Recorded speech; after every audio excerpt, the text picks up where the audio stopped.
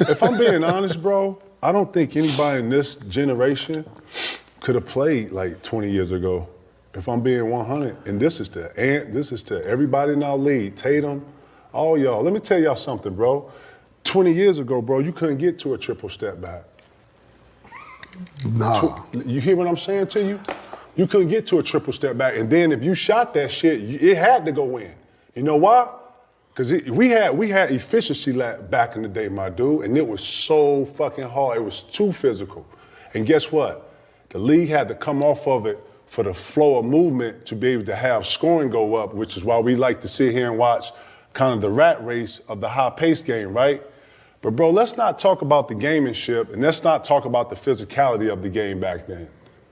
Real shit, because I only think half these kids in the league could have been on an NBA team 20 years ago. Straight up. The locker room was too grown.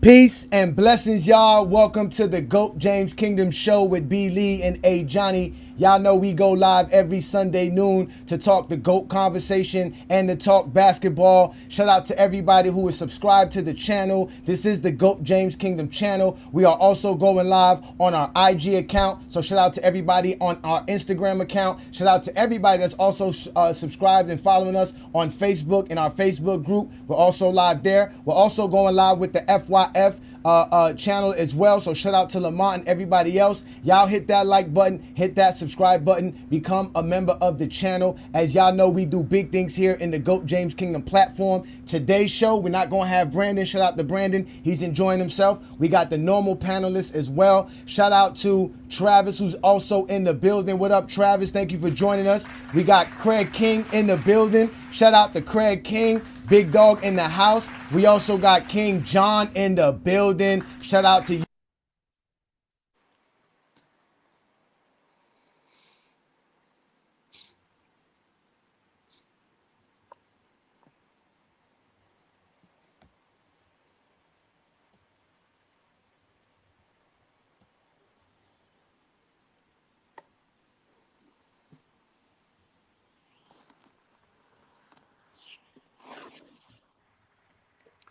Can I hear it, Johnny? I can hear you, Johnny. I dead thought my computer went mute, and I'm up here looking for the volume. Oh yeah, I'm looking. Johnny, we cannot hear you.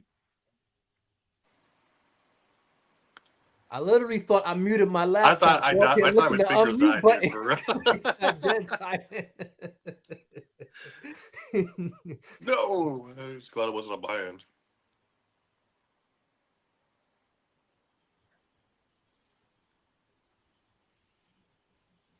Hey, Craig, you gotta take over the show.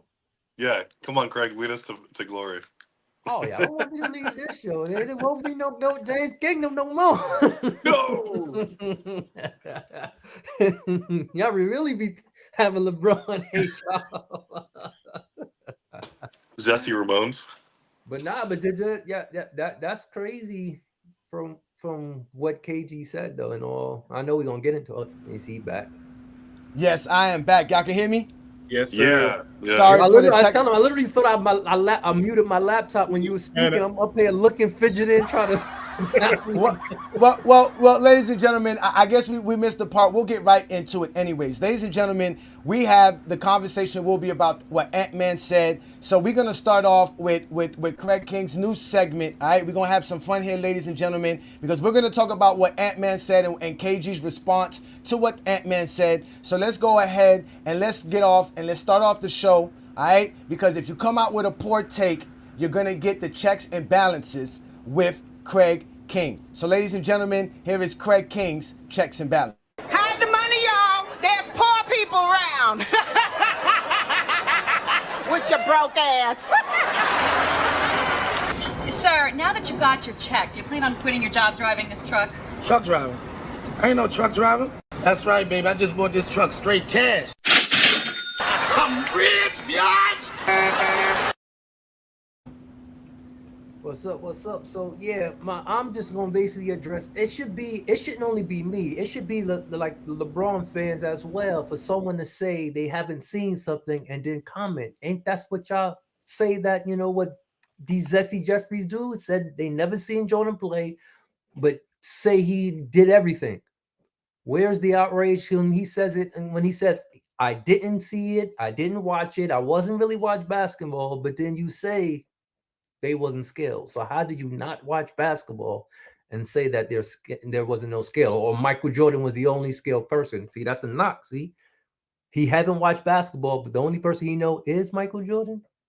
But yeah, that was a horrible take from an NBA player, and I'm just mad that no one from the LeBron side didn't say anything. Now, if he would have said something about this one, about where he's playing now, talking about these players are trash, then y'all would have had a whole lot to say.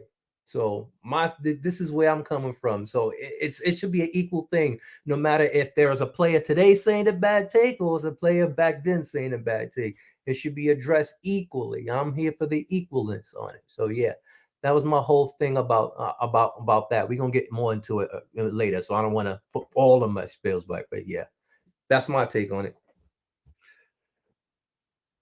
All right. So, okay, Craig. So basically for you, Ant's argument is similar to how all the LeBron fans talk about that era, right? Because basically his argument is the same thing that the argument that you say these Zesty Jeffries, they haven't watched basketball, but they claim they know so much and have to say it. He literally said before he made this statement, he made a contradictory statement. I hadn't watched the basketball, I don't watch basketball, but the players wasn't skilled. So you had to see something to say that. So which part of his statement is true? Not watching it or the players skilled? Okay, because he doesn't watch the games like the most of us, and he's over here talking about it as if he watches it. I got you. I see what you're saying there. I hear what you're saying. Okay. So that makes sense. That makes sense. Shout out to you, Craig. So that is a poor take, and obviously we all know that it's a big argument. It is a big deal. Oh, let's start with you, Travis. What do you think about Anthony Edwards' words and then how KG responded in defense to what he said? Obviously, I agree with Craig completely. It's a ridiculous take, one born out of total ignorance. He would have been better suited. I could have overlooked it if he would have been like, hey, you know what? I'm only like 21 or whatever he is. And, I'm not really a student of the game. I'm just trying to kind of forge my own path. And I'm, focused on which is fine. Just say you don't know, the legend that came before. I'm not going to say that an NBA player doesn't know basketball. But when you say, I don't know anything about the game, and you admit that, and then you say nobody had skill, that's just preposterous. You just either spur of the moment, heat of the moment, and that's completely not true. I could go more in depth about it, but KG's response, though, was equally stupid. Because when he says that nobody could play back then, what? Ridiculous. The talent translates to any era. We all know this as actual objective basketball fans. I always said the rules dictate your skill level. Dictate what you would there be an adjustment period? Sure, but everyone could play in every area, with the same equipment, with the same rules, with the same advantages. There's no reason they couldn't. Just dumb take on both sides. I was 6 feet in 2024 and be 6 feet in 2003. All right, John. So what's your take on this whole thing? Again, it's the never-ending wars between the NBA eras. Now we have KG and Ant-Man going at it. What do you think about it? To continue on what Travis said, he said he was grown when he came into the NBA. But he was 18. He was basically the start of this generation. He's the explanation for this generation. Drafted out of high school, and you saw he was a good player. So NBA team said, give him 3 to 4 years and look what they can be. He was 18, gave him 3-4 years. He a former defensive player of the year and a former MVP. But my thing about his take, I didn't mind his take.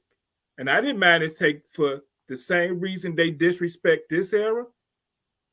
Sometimes you need to fight back and disrespect another era. We watch on TNT inside the NBA, them sleep through all the games. And then turn around and talk mess about them because they got pre-written information about the game. Now, they say all this about this generation, and then everybody want to get outraged when somebody in this generation responds. I didn't mind what he said because that generation he was talking about, the only person they ever talk about is who? Michael Jordan. He's the only player. He is this, he is that, he is this. They don't talk about nobody else in that generation but Michael Jordan. So all he hears is Michael Jordan. So the next person he hear about is who? Kobe Bryant. So who was his next person he talked about?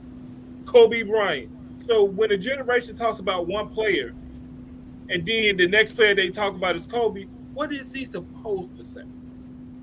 And then I felt KG was wrong for, won't you go to Ant-Man? Won't you talk to him? Won't you explain? Won't you be that OG to him? Instead of trying to bust him out on social media so the world can hear it. That was my take on it. Well, you know what? I kind of felt he did, right? He has a right to speak his mind, right? Because like you said, he is that guy.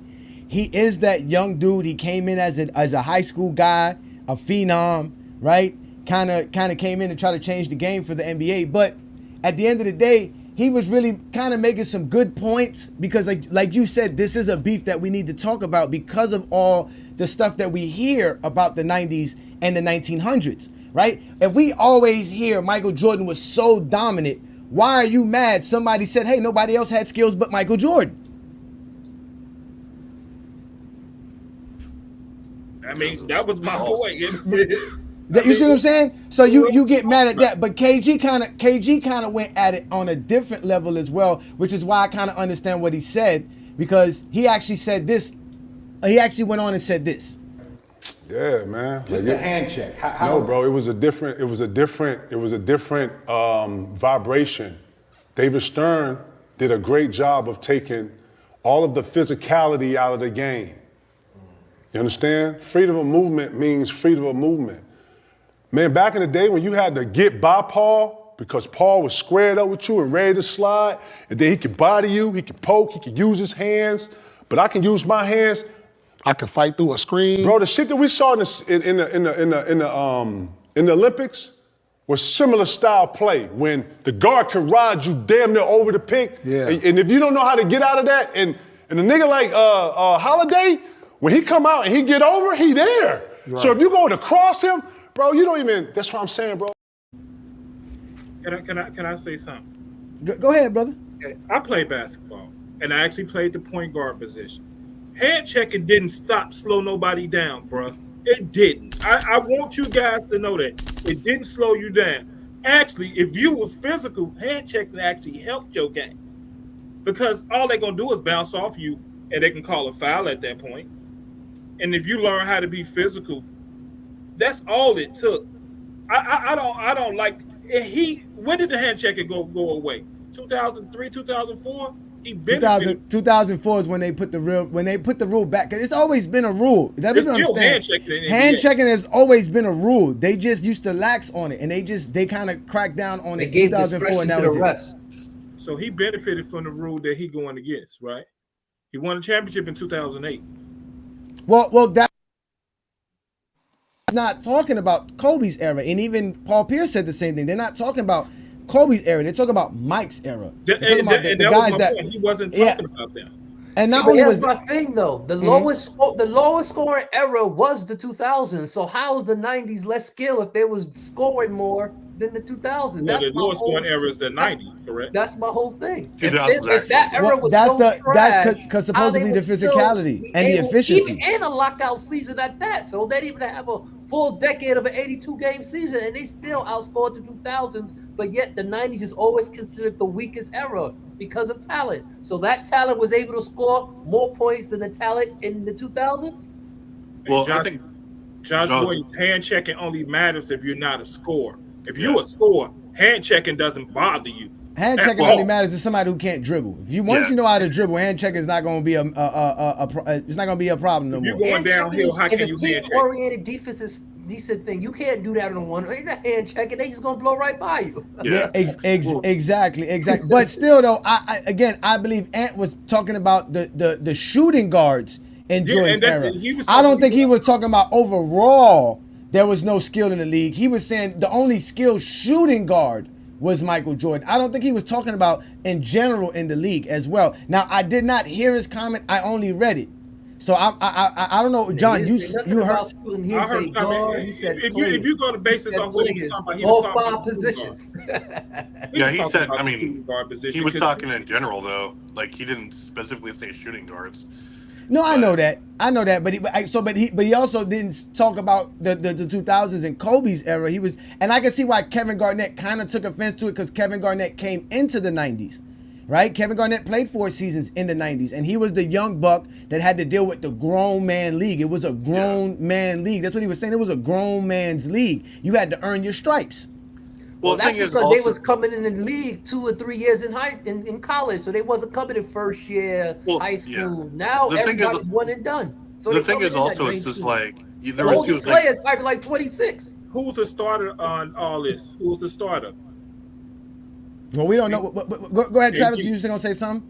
Well, I was just gonna say very quickly, like there was two. Like you never. It's very rare that you actually get like a balanced take, like where it's like it's all the extreme of like this or that. Like you don't get like.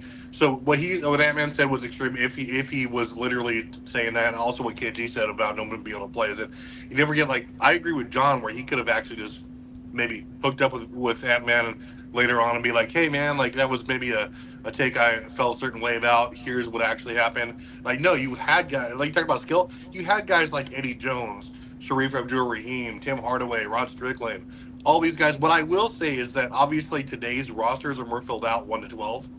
Like as far as like guys who can shoot, guys who have, more in their bag. But again, the 90s and like maybe 2000s a little bit top heavy, relatively speaking, to today's era. But you still had guys like Mitch Richmond, like Magic played, Jordan obviously, Pippen, Harper, all these guys. Like there's all these skilled guys. That's just like the guard position or whatever forwards. But to say if he actually meant nobody has skill, like Grant Hill, like that's just a bogus take. Like obviously the only real difference is that, like again, that league was maybe a lot topic. We had like a lot more role players, I would say, in the 90s, filling out rosters, especially because of the actual drafts for the expansion teams. But then when you started getting to the 2000s, yeah, it was lower scoring, but you had an influx of better scorers across the board and deeper rosters. That's when it actually started. And then obviously we have what we are today, where there's a lot more parity that we see. There's far fewer 20 or fewer win teams. There's a lot fewer 60 win teams. All that speaks to the level of balance that we've kind of achieved over the last 10 years. That's because back in the day, you got into the league being either a great defensive player or a great offensive player. Now you got to be a great offensive player, not so much a great defensive player. So everybody's offensively driven. So that's why you see the talent, because you're seeing all the talent on the offensive side, where back in the day, you see talent on the offense and the defensive side. You can't even name like top 5 defenders. well, I mean, back then, everybody. He averaged what, 5 points for his career? Yeah, because he had a specialty back then. That's Everybody had a specialty. That's what I'm saying. On offense. You had that exactly. Jordan was great because he was on both. But even if you were good on defense or on offense, you were kind of good in just one particular aspect of offense or on defense. Yeah, now really everybody's good on offense and offensive only. So that's why you're seeing the talent. That's why Mm-hmm. everybody's saying the talent, because everybody's talent is offensive, where everybody back in the day was offense and defense. Some people was either. Well, a lot of people was either or, but there was few who had both. Okay, but you know what? But that brings up a good point then. What does define skill? Right? Because when Gilbert Arenas was talking about it, when he was trying to explain it where Jordan's a Bugatti and everybody else is a Honda Civic, right? He was talking more or less athleticism. Is athleticism considered a skill? Let's start with you, John. Is that considered a skill, your athleticism? No, but I can understand why somebody could try to explain that, especially if you know if you know what to do with the athleticism. Because if you're born with athleticism, it's a gift that you was given born with. But I can understand the explanation of athleticism being a skill,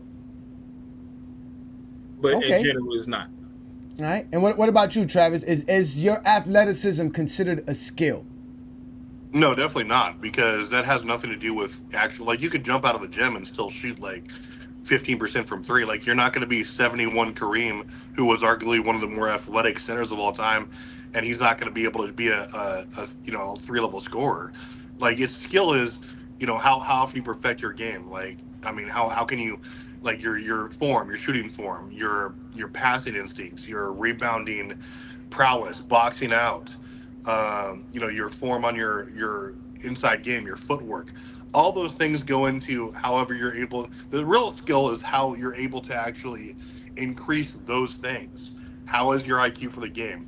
Being able to, like, Dominique Wilkins wasn't going to be a 3-level scorer, and he was very skilled, but he also was like super athletic, but he wasn't the most skilled player in the game by any measure. Like, athleticism is nice, and it probably allows you to do more things, especially offensively and defensively. Like, if you're able to be that kind of an overall player, but just being fast and tall and able to jump high alone doesn't accomplish anything. Okay. What about you, Craig? What do you think? Is that a skill? I think everything is a skill, because if it wasn't, then everybody could do everything. So, not everybody can jump off the gym. Not everybody can jump out the gym, spin move. It's common. It's everything is a skill. If you either can do it or you can't. Like, yeah, I agree. Not everybody could. I mean, there's guys who can jump, but not everybody who can jump can do a 360 dunk, right? Yeah, like I'm saying, and everybody. There's a lot of guys. You know what to do with it. That's why. About the like defensive plays being slow. You can't name me a defensive player of the year back in the 90s that you couldn't play in the playoffs game in crucial time because there was a liability on defense. Yeah, no, that's what I'm saying. Like, but I agree with you, with you, Craig. Right? As a perfect example, Usain Bolt's the fastest man in the world, right? But give him a basketball, can he run with a basketball and still be fast? Right? So he could be fast. He could have the athleticism to be fast, but if he can't dribble a basketball, what does it matter, right? Or if he can't even catch the ball, what does it matter? So the skill and the athleticism, I do believe it's a combination. And Jim Brown, yes, that's what Gilbert Arenas said. Jordan is a Bugatti, and the rest of the league was basically Honda Accords. That's what he was saying. Shout out to you, twin man. Appreciate you, brother. You know what I'm saying? So in all though, I would like to think that what Anthony Edwards was talking about wasn't about the whole entire era. I don't think he thinks the whole era didn't have skills. I don't think that's what he thought. I think he just basically said, listen, Jordan's not going up against nobody. That's what he's basically saying. And if we look at who Michael Jordan is going up against, right? If you look at the left, those are the top scoring shooting guards of the 80s. So we have George Gervin, World B. Free, Rolando Blackman, right? Moncrief, Walter Davis, then Jordan. I don't even know who that Griffith guy is. So that shows y'all that how much I didn't watch the 80s. And I believe that's Mike Woodson at the bottom at number 9. I never heard of that dude Long as well. These are obscure players. Hey, you guys didn't heard any one of these players from the in the bottom? I don't think that's John Paxson. I think that's Jim Paxson.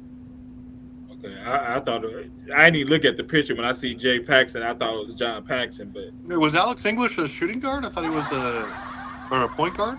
I think they got him listed as a small forward. Now again, this is from StatMuse, so they could get it wrong, right? That's all I had to say. Right.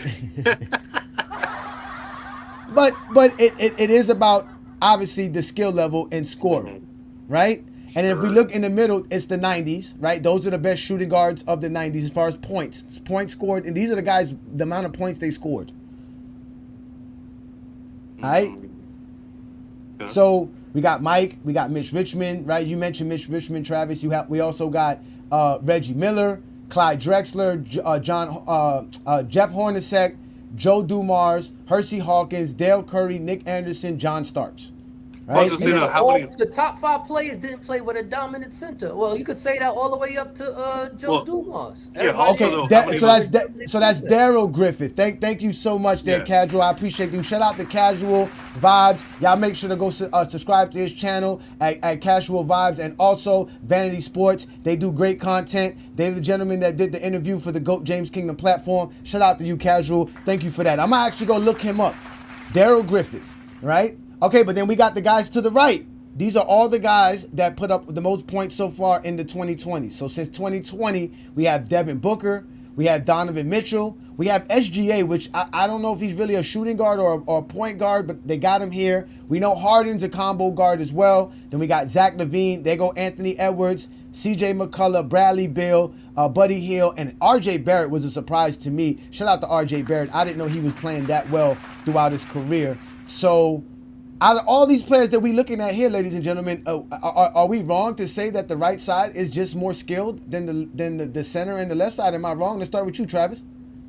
Well, I mean, yes and no. I mean, so a lot of these players here that you're talking about, like in the middle section, let's take in the 90s here, like only 3 or 4 of these players actually played from 90 or before onwards. Like you had Mike, Reggie Miller, I think, Joe Dumars. And, like, they didn't play throughout the 90s either. Like, the only player I can think of really that played at least the 10 years of the 90s, or at least 90 through what it was Michael Jordan, if I'm not mistaken on here. I mean, all these guys are great. But I'm not going to also say that the 90s was the most skilled as far as the guard position. That's just wrong. I mean, you had, like, Mitch Richmond. I think he was a bucket getter. Very skilled. Miller was skilled in his own way. Clyde Drexler, I think, is a top 5 shooting guard of all time. Especially statistically, Joe Dumars. But I mean, no, for sure, the most skilled, and I say that as far as just being all around players, like ball handling, being able to score from all 3 levels, has to be this or the 2020s or 2000, mid 2010s on, because you just have the names there and they've proven it. But I mean, especially if you line up a lot of these guys as numbers, especially if you do like, per 48 or whatever you do, like, and efficiency, shots taken, they're going to line up. I'm not saying that Reggie Miller is going to beat Devin Booker one-on-one, but I mean, it's like your skill level depends on what you're able to do well. I think Booker, maybe handling the ball goes to them, but it's just tough to discount the 9 when you have such different, playing things, especially for going off a 4-year sample size in the 20s. All right. So what about you, John? What do you think about this? Is the 2020s players overall more skilled than the other 2 eras, which are the 1990s shooting guards and the 1980s shooting guards? The simple answer is yes. And I mean, no disrespect to no other. The simple answer is just yes. But I mean, that's no disrespect to the other era, because these players in the 2020s got to see the 80s and 90s. And they learning from what the other guys did and what they did wrong and what they could have did to expand their game. And just think about if Reggie Miller would do some of the things Devin Booker would do. How much his game could have really expanded, and what type of player he really could be if he can create off the dribble. So, I mean, the players today got to see them and got to learn more. So, yes, the players from the 2020 is more talented, and one of the reasons they're more talented because they got to see the generation before and learn from it. Okay. I hear you there. I agree too. I think they're more skilled as well. What about you, Craig? What do you think? Are these guys way more skilled than the guys that were in Jordan's era in the 90s and the 80s? Well, like he said, the players got to watch, and also the referees got to watch, because a lot of things change where now you get more leeway to showcase those skills. Remember, the commissioner literally said, I wanted to increase scoring to showcase the offensive skill players that we have. And that's what's happening. So if you give any basketball player the chance to do what they do based on the rule set, they will adjust. But yeah, this era is more skilled than the 90s and 80s. But if you look at it, Jordan only played 7 seasons and got 18,000 points. Mm-hmm. So Booker is this is going to be. He got 3 more seasons to get 10,000 points. Come on now, you like that? That just poof in the putter right there, man. Nah, but Booker is a baller, boy. Booker is a baller for sure. George. points in 7 seasons. Yeah, hey, George. I don't know if you mean Dale Ellis, but I don't know who Dale Harris is. If you're looking for Dale Ellis, they're not in the top 10. This is the 80s right here, ladies and gentlemen. Wasn't he a power forward? Dale Ellis was a shooting guard. Dale Ellis. I don't know about Dale Harris. I don't know who Dale Harris is. Ellis played for Denver, right? Moncrief is right here. Moncrief is right here. Moncrief is right here, George. You can see these are the top scoring shooting guards of the 80s. So the question is, all right, we all know George Gervin was skilled, right? I mean, that is not even we're not even going to argue that, right? Look at the games played. Yeah. Look at the games played. Like, what are we talking about? Why you ain't got the games played on the 2020s? Why you only got it on the 80s? No, it's up there. We're gonna get to the 20. Come on now, Craig. Don't take shots at me. Craig, don't take shots at me. Don't take shots at me. But I'm just saying. These are again. This is from StatMuse, right? I didn't. StatMuse usually is the best place to go to find this information, ladies and gentlemen. It's not that hard. It's not that hard. He said, here you go, George, when I put up the link, you're going to explain how they don't play defense, because when I start showing y'all some footage of these players playing, you're going to tell me that's defense? Because we could talk about it, right? Let's start with George Gervin. Y'all all agree George Gervin is the man. Iceman, got the skills. Finger roll, cabal, he can do all kind of stuff. Left, right, very talented. World Be Free. Y'all, I'm not going to lie. I learned of World Be Free playing 2K. I swear for the Lord. I had his jersey back in the throwback era. I had his World Be Free jersey from Cleveland. Listen, I didn't believe that his name was actually World Be Free. Yeah, it says free right on the back. I know. But again, he was obviously a great player, and he was a baller in the 80s. Then we have Rolando Blackman. We all know Rolando Blackman is infamous for the 80s, right? And then we have Sidney Moncrief, Walter Davis, Michael Jordan. So that's Darrell Griffith. Then we have not John Paxson, but Jim Paxson, ladies and gentlemen. That is Jim Paxson. And then we have Mike Woodson, if I'm correct, and somebody named Jay Long. If y'all can find out who Jay Long is, please let me know, because they don't even got their pictures here. That's how old these guys are. They don't even have a little digital picture or avatar for them. But, right, I did find some footage, because like I said, we all know who Rolando Blackman is, right? So let's look up some footage of Rolando Blackman to see how skilled Rolando Blackman was. Show this one game against Jordan. Craig is the best, yo. Craig is the best. Shout out to Craig King. Like he said, checks and balances, baby. Rolando Blackman at up court to Harper. Derek Harper to the front court for the Mavericks. Harper dumps to Blackman, foul line. He fires good. 2-2 tie. Down the lane. Here is Harper leaning over the dribble out front, guarded by Paxson. Left corner shot, Blackman. Yep. Blackman with the ball, head of the key, pressured by Jordan. Blackman fakes on Jordan, right of the lane, fadeaway shot, good from 18 feet. Rolando Blackman has 6. No. Rebound, Oakley. Outlets the ball to Jordan. Michael Jordan on the drive into the front court. Takes Harper in deep. Reload jumper, partially blocked. Rebound, Corzine. Dallas up 13 with the ball, and out front is Brad Davis. Right side, Blackman, guarded by Jordan. Blackman into the lane, fakes. 8-footer on the way. He hit it. Banks looks to bring it into Jordan. Michael wheels in low left, shoots the shot, blocked inside by Tarpley. Here they come on the drive. Blackman in on Sellers. Flips the shot up and in. Oh my God, Craig, how did you know we were going to bring up? Jordan get the ball, like 8-5 people against him. I had that posted on my page, so I knew which one you was going to play. Of course you do.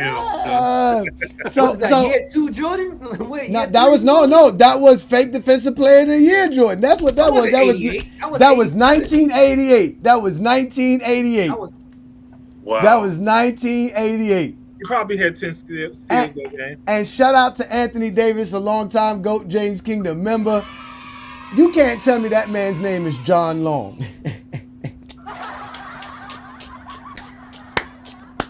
Now, how much Jordan had that game? Huh? How much Jordan had that game? Hey, I don't know. Anthony Davis is my guy, but he has had some Since I like numbers so much, how much Jordan had that game? Yes, again. But no, see, look at Craig is up. I'm saying Craig is the perfect MJ delegate, because the whole highlight was supposed to be about Rolando Blackman, and he made it about Michael Jordan.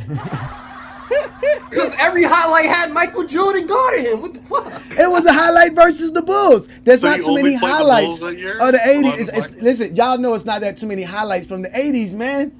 Like my boy Mike Peake would say, that's from the beer and butter Newport 100 special era. You know what I'm saying? But we saw how Rolando Blackman was saying. Do we need to play it again? Can you tell me, Travis, was that skilled enough? What kind of skills can you describe Rolando Blackman of having compared to today?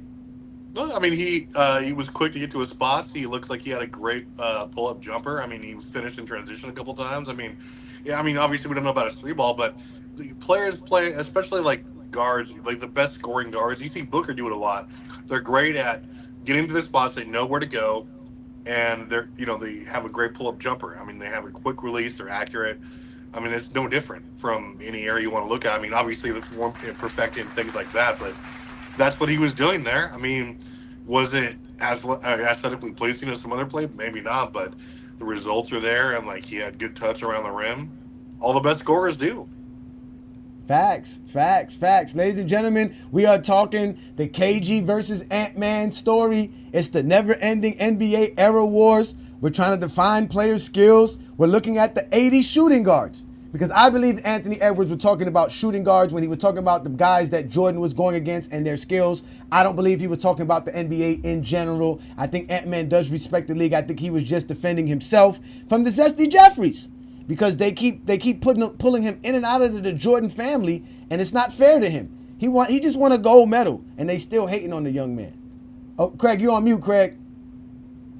Craig, you're on mute. I want to believe the reason why Jordan won anything is because instead of Utah having a dominant guard, they had a dominant power forward, and that's the reason they lost, because they didn't have a dominant guard like Jordan. They had a dominant power forward. I'm gonna tell you the reason. Trying to tell me? I'm gonna tell you the reason. Because any other time it's a team sport, but now it's because the person who has the same position as him is not as good as him. Is like, I'm confused. Like, well, remember I said that the problem is right. The problem is 1 minute basketball is a team sport, but the next minute it's because who's labeled a shooting guard on the opposing team when he's playing.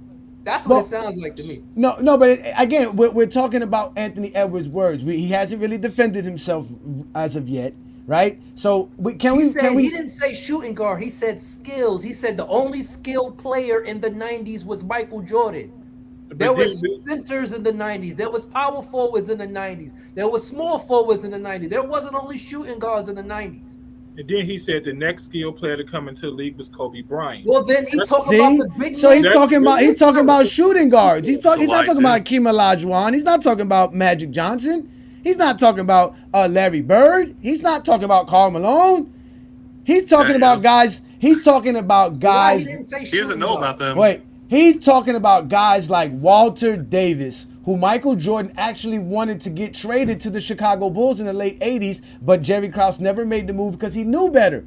Because he had a plan. Jordan's plan wasn't going to work. We know Jordan don't know how to make a team. So we're going to sit here and look at Walter Davis, who was one of the best players in the 80s. He looks. Out it comes to Davis. Davis against Ellis. Davis, the three-pointer. Good! The game is tied!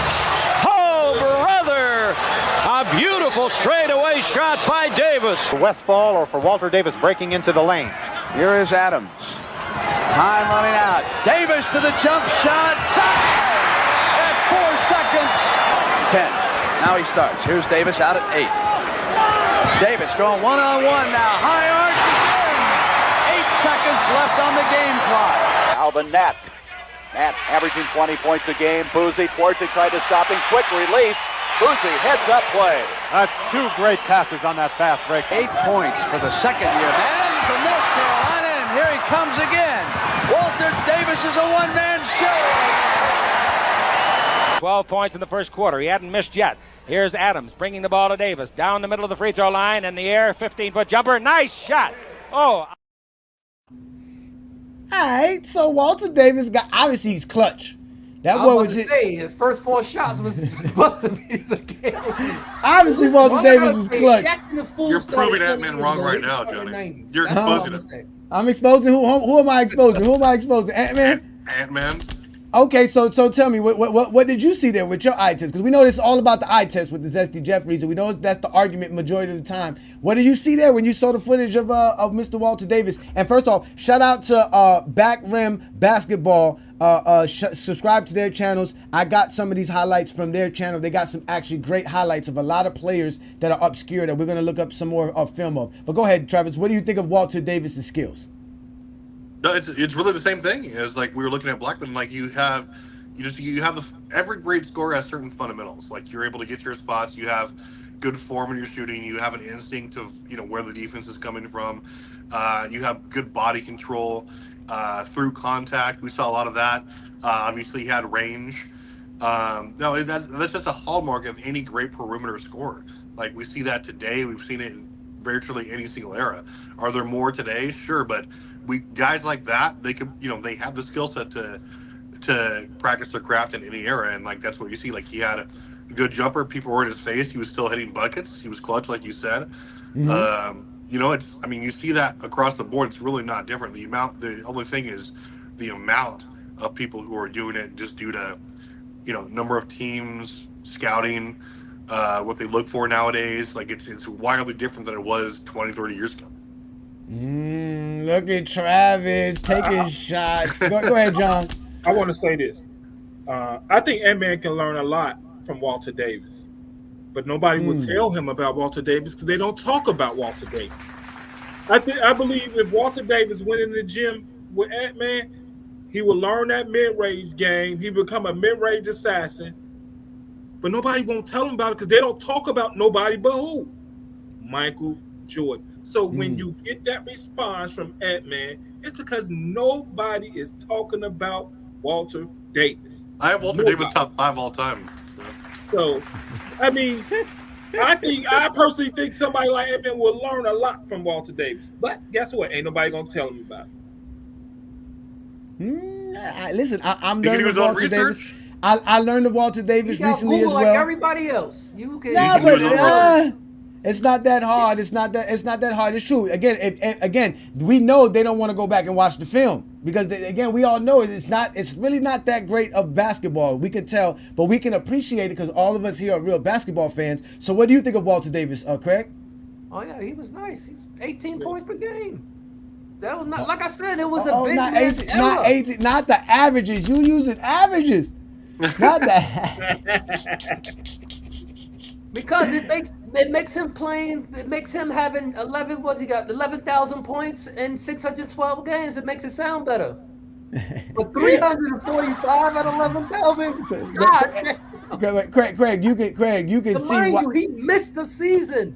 This is what 5 full 80 seasons, half a decade. Like, what is he talking about here?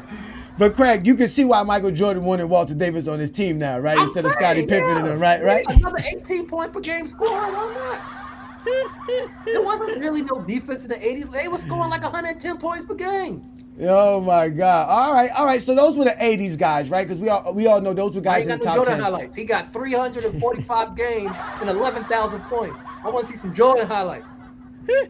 Somebody was putting up a lot of shots, huh? Somebody and a lot of minutes. Look at the minutes. Jordan's minutes compared to everybody else's minutes, but we see Jordan's average. 45 for a career. I don't want to hit up on no minutes. I cut off the points per game a little bit, but you can see Jordan was the only one averaging 30. World Be Free was averaging over 23, and obviously George Gervin was averaging over 26 in that era. We all know Sidney Moncrief. These guys were all great basketball players. They were great for the era. But let's get to the era that they love to say that Michael Jordan dominated, which is obviously, we all know, is the 90s. Again, right? The least amount of games played. Come on now. What is we talking about? Jordan with the least. Everything is the less. Less games played, less stats, less everything. That's what he has. So we all know Michael Jordan, even though he only played 585 games, he was out here dominating the 90s because he has the most points throughout the 90s. and which is for shooting guards now, ladies and gentlemen. These are just for shooting guards. Then we know Mitch Richmond was the man as well. Travis had mentioned him earlier in the show. Then we got Reggie Miller, which we all know is the guy we poke fun at all the time here in GOAT James Kingdom. Clyde Drexler, which is Jordan's counterpart, right? People used to bring up Clyde Drexler to show how Jordan had competition when they claimed Jordan was just so dominant. Then we have Hornacek, which you were talking about, right, Craig, with the finals opponents. We got Hornacek. We got Joe Dumars, another opponent of Jordan's. We got Hersey Hawkins, another opponent of Jordan's. We got Dale Curry. Now, mind y'all, if there was no expansion in the NBA, Dale Curry would not have these numbers. Obviously, we got Nick Anderson and John Starks.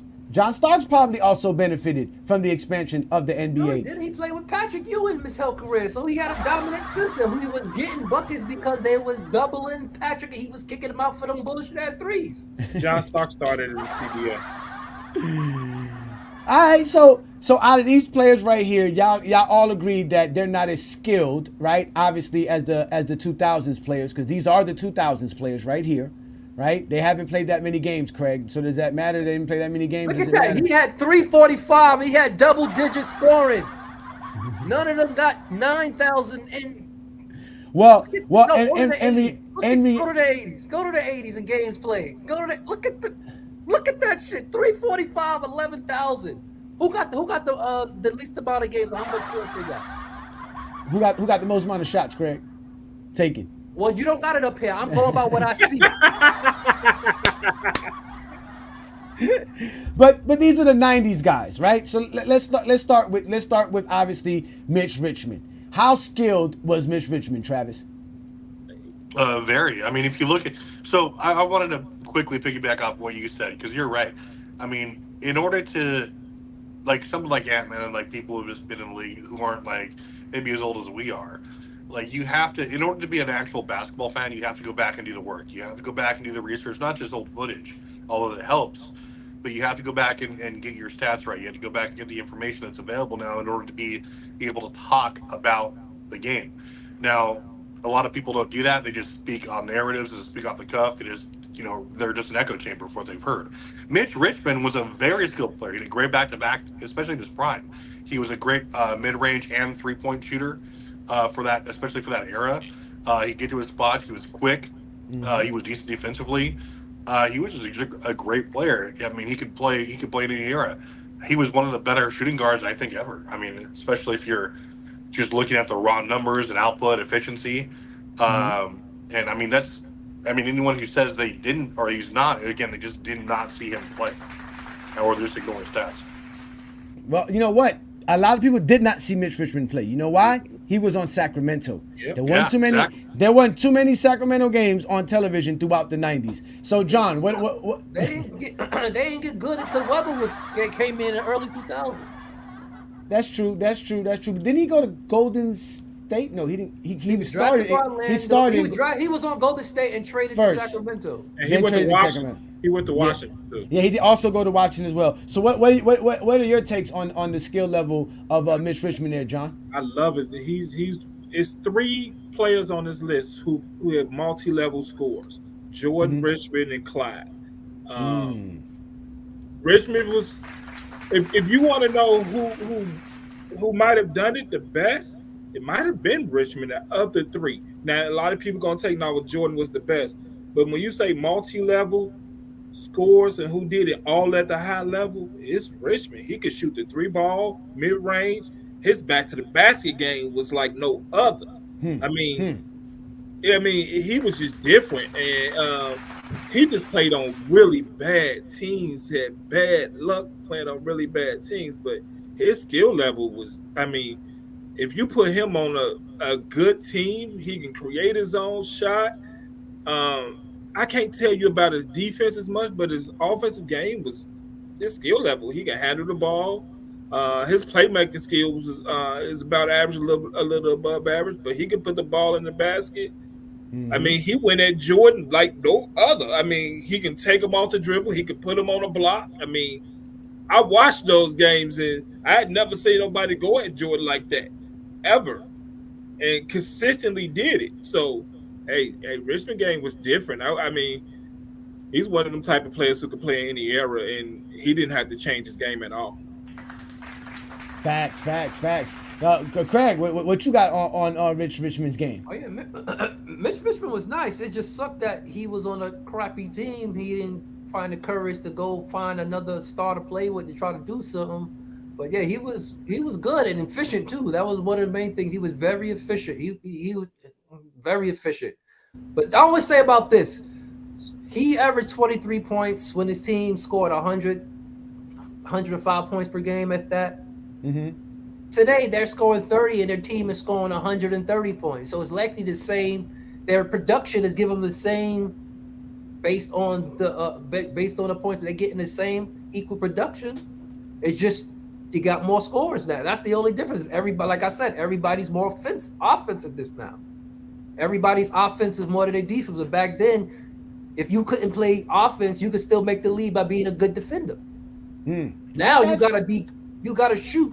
Period. Whether you can defend or not. Look what they got Victor out there doing. Nigga like 8 feet tall, trying to Stephon Marbury somebody from the 3-point line. Like he's a better defender than he is an offensive player, but they're gonna make him a more offensive oriented player. I feel it. I think no, he's gonna. We're gonna find out this year more about. He was supposed to be the defensive player of the year this year. He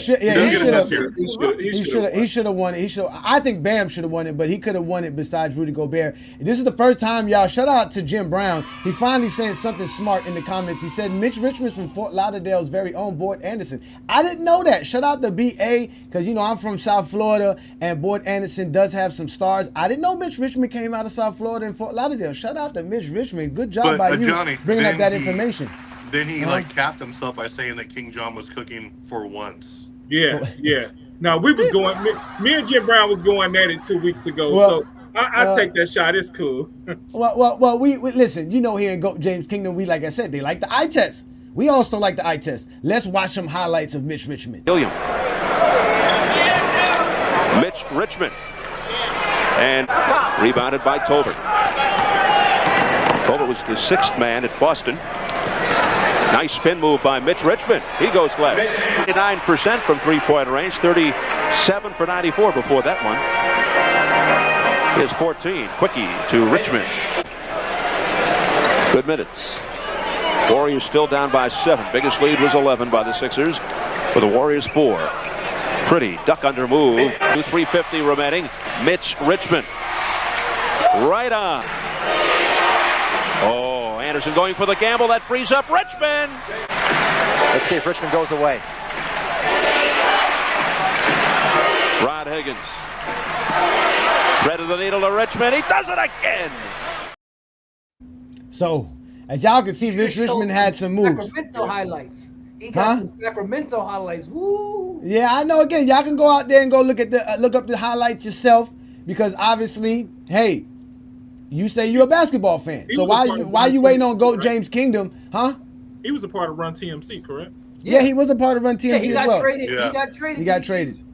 Yeah, he got traded as well. He got traded as well. And obviously, they broke them up too prematurely. Yeah, they did.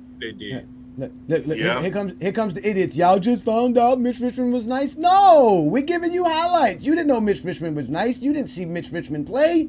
We know that for a fact. Yes. But shout out to True the King. What's good, brother? He said here Joe Dumars is underrated as well. Well, here at Goat James Kingdom, we don't do y'all without no justice, man. Y'all make sure to hit that. Finals MVP is never underrated. Y'all make sure to hit that like button, hit that subscribe button, become a member of the channel. Also, make sure to check out True the King on the Crossover and In the Zone and other platforms that we have going on FYF. Shout out to everybody on the FYF platform. Y'all make sure to subscribe to that channel. We're available on all different platforms. We're available on Facebook, Instagram, Twitter, Facebook. And we're all over the place. You guys know what to do best. Discord. This is the Goat James Kingdom platform. Shout out to everybody on the FYF. Let's give them some Joe Dumars highlights. Dumars looking for Bedford. Takes the shot from the corner. It's tied at 6. As Rodman on the left. Nice. Kicks it to Dumars from the right. Dumars. Well, that was definitely something, okay? And then Moses up front with Battle and Doc Rivers in the backcourt for Atlanta. Dumars on the penetration, and Joe But he said, look, I can't fear you. I just have to play and take the hits. Dumars buries it from 19 feet. 10 minutes before this one was to get underway. Floor still dirty. Dumars on the drive. Gets the bucket. He's 7'5". Pistons by 9. Minute 22 and a half. Dumars into the paint. Bedford kicked it back over his head intentionally or not, I don't know. Joe Dumars there, ladies and gentlemen. So let's start with you, Travis. What about Joe Dumars? What kind of skill level is Joe Dumars compared to today's NBA? Oh, dude, Prem Joe Dumars is, again, he can play in the era, especially defensively. Like, he was, as far as the guard position, he was probably a top 10 defensive guard of all time. And, like, he was a great two-way player. Like you said, he had a nice jumper, he'd get to his spots. I keep saying, all the best players have these same traits. They have great footwork. They know when to pull up. They know where the defense is. They have a good stroke. They're consistent. They're efficient. I mean, Dumars is no different. And the thing that separates him is he was a dog defensively too. And so when you see all these things happen, like you see the eye test, and then like I think a lot of people just miss it, and like they don't, like people are pointing out in the chat. A lot of these players, especially when we're talking about offensively, are unknowns because they don't have the marquee names. And like people haven't really gotten back and done this research that you guys do. And like to see these players, to see these numbers, relatively speaking, I mean, he would do great today, no doubt. Especially because I think it's harder to play defense today. But his IQ for the game was so high, he's one of those players who could be a great two-way player in any era. Yeah, but he was the kind of player that Gilbert Arenas. So he had to have a jump shot. He was a He's Honda Accord. What Joe Dumars is 6'3", and Isaiah was 6'4"? Yeah, something like that. Who's the Bugatti today? Like we have all Bugattis. Oh, I'm finna show you a Bugatti very shortly. I'm finna show you a Bugatti very shortly. Ain't nothing but a Honda with a twin turbo engine. Joe Dumars was extremely solid. Whatever his average was for that season, you just know you walk into that game, you was going to get exactly that. If he was averaging 18 points, that's what he was going to give you per game. He didn't have them highs like that, them extremely like 40, 50-point games. I ain't saying he had none. I'm just saying he wasn't one of those type of players. He was a really solid player. If you had him on this team, you can walk in the door.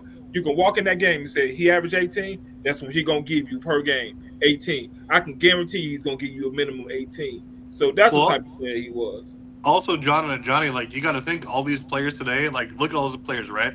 You got to think, like, in today's league, where they have 5, 6, 7 more shots per game, personally, like, they would average more points per game and, like, on similar efficiency because they all have mid-range to, like, 3-point jumpers. Like, their production wouldn't go down. I mean, they would look similar to players today. Like there's no question. Yeah, that's what I said. The points they averaging 125 points? And today? They averaging 30? Not today. No, the NBA don't average that much points today. They do. This ain't the highest scoring era. They average 120 points per game today's NBA? No, it's like 116 today. Yeah, it's like 110, 115, somewhere around there. I agree with you there. The pace is a little bit slower than the 80s was. But again, they shoot a lot more threes in today's era, so the efficiency of the amount of scoring is a little bit different as well. Yeah. And that's what we're saying. The 80s, they didn't take all these threes, and they scoring the same amount of points. So what really is the skill that they're doing today? I mean, the 60s were the highest scoring era ever, right? Well, like, were they better than players? That's the only difference between the 80s, 90s, 2000s. More 3-point attempts. That's the only difference. That's fact. But a three-pointer is a skill, though. Shooting a three is a skill point. Everything is a skill. So what is there really? So what are we really saying? They're just better 3-point shooters today? I can agree with that. They're better at creating a shot off the dribble today. Yeah, they're better off the There's dribble more as well. people doing it today. But that's what makes it more skilled. That's the whole point. Like, because let's just say, because we all know Reggie Miller is skilled, right? We know that. We know Clyde Drexler is skilled, right? People are skilled to do the objectivity to win the game. Today's skills is require you to shoot more threes to win the game. Back then, that wasn't a requirement, so people wasn't doing it too. Well, I mean, let's 3-pointers back in the day is if you was down by 3 or wide open. That was okay. Let's do this then, because Jeff Hornacek is a 3-point shooter, right? So let's see how Jeff Hornacek was getting his shots off during the 90s. 85-82, the Trailblazers have come back. Hornacek drives it with a big jumper. He and Marley have been fantastic. Phoenix led by 3 after 1 and added a point to their lead in each of the second and third quarters. Hornacek right back. No stopping him tonight. He's got 30. See, it's the ball. Hornacek lets it go. Kukoc got there late. And Hornacek connects. And then Hornacek off the transition, early offense. He squares it up and hits a tough shot over Tony Kukoc to cut it to 3. It's a very difficult shot. Hornacek with room and with 2. First 2. Hornacek will bring it back. Now takes a little lunge and somehow hits it. Man, he's got a wide array of shots and seems to be able to change it in midair if the defense makes him. I don't know about that. He said he got a wide array of shots. Did you see that, Travis? Everything was off picks. He was just getting off of. That's all he was doing. That's all Utah was doing. Craig, when you said screens, he was coming off screens. When you said what was the reason why Utah lost to the Bulls? Utah didn't have a dominant shooting guard. No, they didn't have nobody who could create their own shot. Wait a minute, Jordan didn't have no competition? What That's did you tell us? Because he didn't have no dominant shooting guards that could average. They didn't have nobody who can create their shot off the dribble. I mean, they actually did, but they ran offense. I mean, if you're in trouble, you need somebody who can create their own shot off the dribble, and they didn't do that. Shut out Demar. He said here, where is the tough defense? You're right. All this footage we watching, I ain't see no tough defense, but we did see Jeff Hornacek lighting it up. I don't know. Again, these are shooters. These are catch and shooter guys. That's what Hornacek looked like. He didn't look like he could take anybody off the dribble, so he has to run and get around screens to get a shot off. And you don't like. The thing is, you don't want your offense based on people who can create their own offense and like eat up the shot clock and draw the defense. Like, you want the best players who are gonna be in position, who are gonna come out, like John said, come off the screen, shoot a high percentage from 3. Hornacek, obviously, he wasn't gonna break people down and like create his own shot 100% of the time, but he was a lethal shooter from all 3 levels. Obviously, he could, he had he didn't have really a back-to-basket game, but he was a fantastic. He was like Mark Price. You had like people like. I agree. Point guards in that era could shoot off the dribble, but I don't know, these shooting guards, they can't shoot off the dribble like that. That's the thing, because they wasn't ball dominant, so they didn't really have to be dribbling. So they wasn't dribbling. Percy Hawkins. You had like a bunch of players. Dan Marley. Like, you had a bunch of players who could like do that, come off the leg, create their own. I mean, it's part of the offense. You want the best team. I don't care if some guy's gonna take up 20 seconds to try to go one-on-one with my best defender. I'll take that every day. I'll take Devin Booker eating 18 seconds off the shot clock to go against Drew Holiday if that's what their offense is going to be. I want people who move. I want under the bus. I want the 2014 Spurs. I want the 93 Suns when 8 players are averaging double figures. That's what I want. I want the best team. And that was not like the Jazz. That's why the 98 Jazz with almost no names, like, especially like when you think of just pure offensive dominance, that's why they were like the Spurs before the Spurs were the Spurs. It's because they had great players who, like, great team players, high IQ shooters, one great dominant offensive guy one-on-one Malone, but they had great defenders. They were a cohesive team. That's why they were consistently giving everyone the business in the 90s as far as their own conference. They were horrible. I don't know about that. That Jazz team, I can't say nothing about that team. They scored 54 points in the finals game. They had great defense. Right. You can't say anything about them. They had a great defense because they used to hog, like you said, they used to take forever to get the ball down into a Karl Malone. You talking about, I'd rather Karl Malone dribble all those long ass times and dribble the ball in and out to him and Stockton and Jeff Hornacek than to sit here and disrespect the players of today who actually have to create their own shot.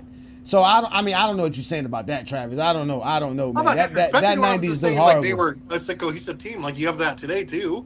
But I'm saying I don't want a bunch of players who are just looking to create their own shots. I want players who are bought into the team scheme, the team dynamic. Is it helpful to have a Jason Tatum? Absolutely. Is it helpful to have a an Ant-Man who can do that if needed? Yes. Kobe? But I want guys- Is it like that to have a Kobe to get a shot off whenever you need a shot? Huh? Yeah, of course. You wanted to say Kobe. Kobe's my guy. Because Kobe's his guy. Because we all know Kobe is Travis's guy. So what you think of that, John? I think John Havlicek will benefit from today's NBA because he'll be able to shoot a lot more. But what do you think of his skill level? His skill level was solid. I mean, if he can create more off the dribble, it would enhance his game. I mean, just look at somebody like Kyrie Irving, and you really saw what his game looked like when LeBron came over because he can come off picks, he can shoot spot up jumpers. It wasn't all off the dribble, and then because he can go off the dribble, it really expands his game. It's harder to guard it. So Jeff Hornacek was again a mid-range assassin. That's what the 90s was about. Mid-range assassins. Kill that mid-range. It makes you unstoppable in a way if you can go in the mid-range. I mean, that's the era I grew up in. You had to shoot in the mid-range. So because you couldn't shoot a three. Because you couldn't shoot a three. Because shooting the three, you was horrible at shooting the three. You were better off shooting mid-range. So you asked for the 90s guys, Craig. We brought a couple of guys up here. We got Jeff Hornacek now. What do you think of Jeff Hornacek's skills? He was a scorer off the screen. That would translate in today. Instead of it being middies, they'll just do it for the 3-point line. So like it's literally it just moved. Just do it a little farther back, and I mean he was a good 3-point shooter. I mean he wasn't a dribbler because that was Jock Stockton's job. So that's why you see most of his plays is coming off a screen. They had a guard who was ball dominant.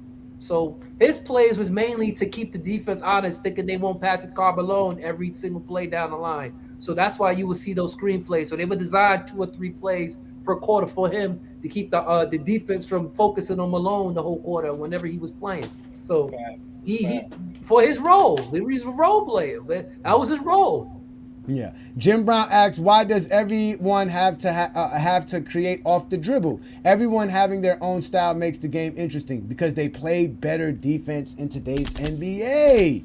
I don't know if y'all been watching this defense, but let's look at somebody else from this same era. We looked at Mitch Richmond. We gave Jeff Hornacek and Joe Dumars a look. Let's give Hersey Hawkins a look because this is another guy like John said, that a lot of these guys people don't know about, although he did face Jordan in the finals as well. So this one's for you, Craig. New Shadow 96 Sonics. He played with a big, dominant big man with Kemp.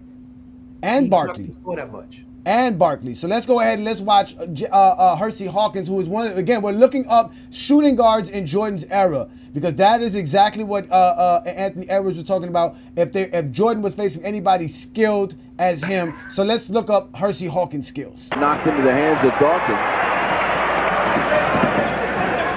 Bulls can win one more game. Here's Hawkins from outside, 5-4. They will have accumulated the longest win. Shackelford underneath. Here's the dish to Johnny Dawkins. 2 for 2 for Johnny Dawkins from outside. The 6-2 tank.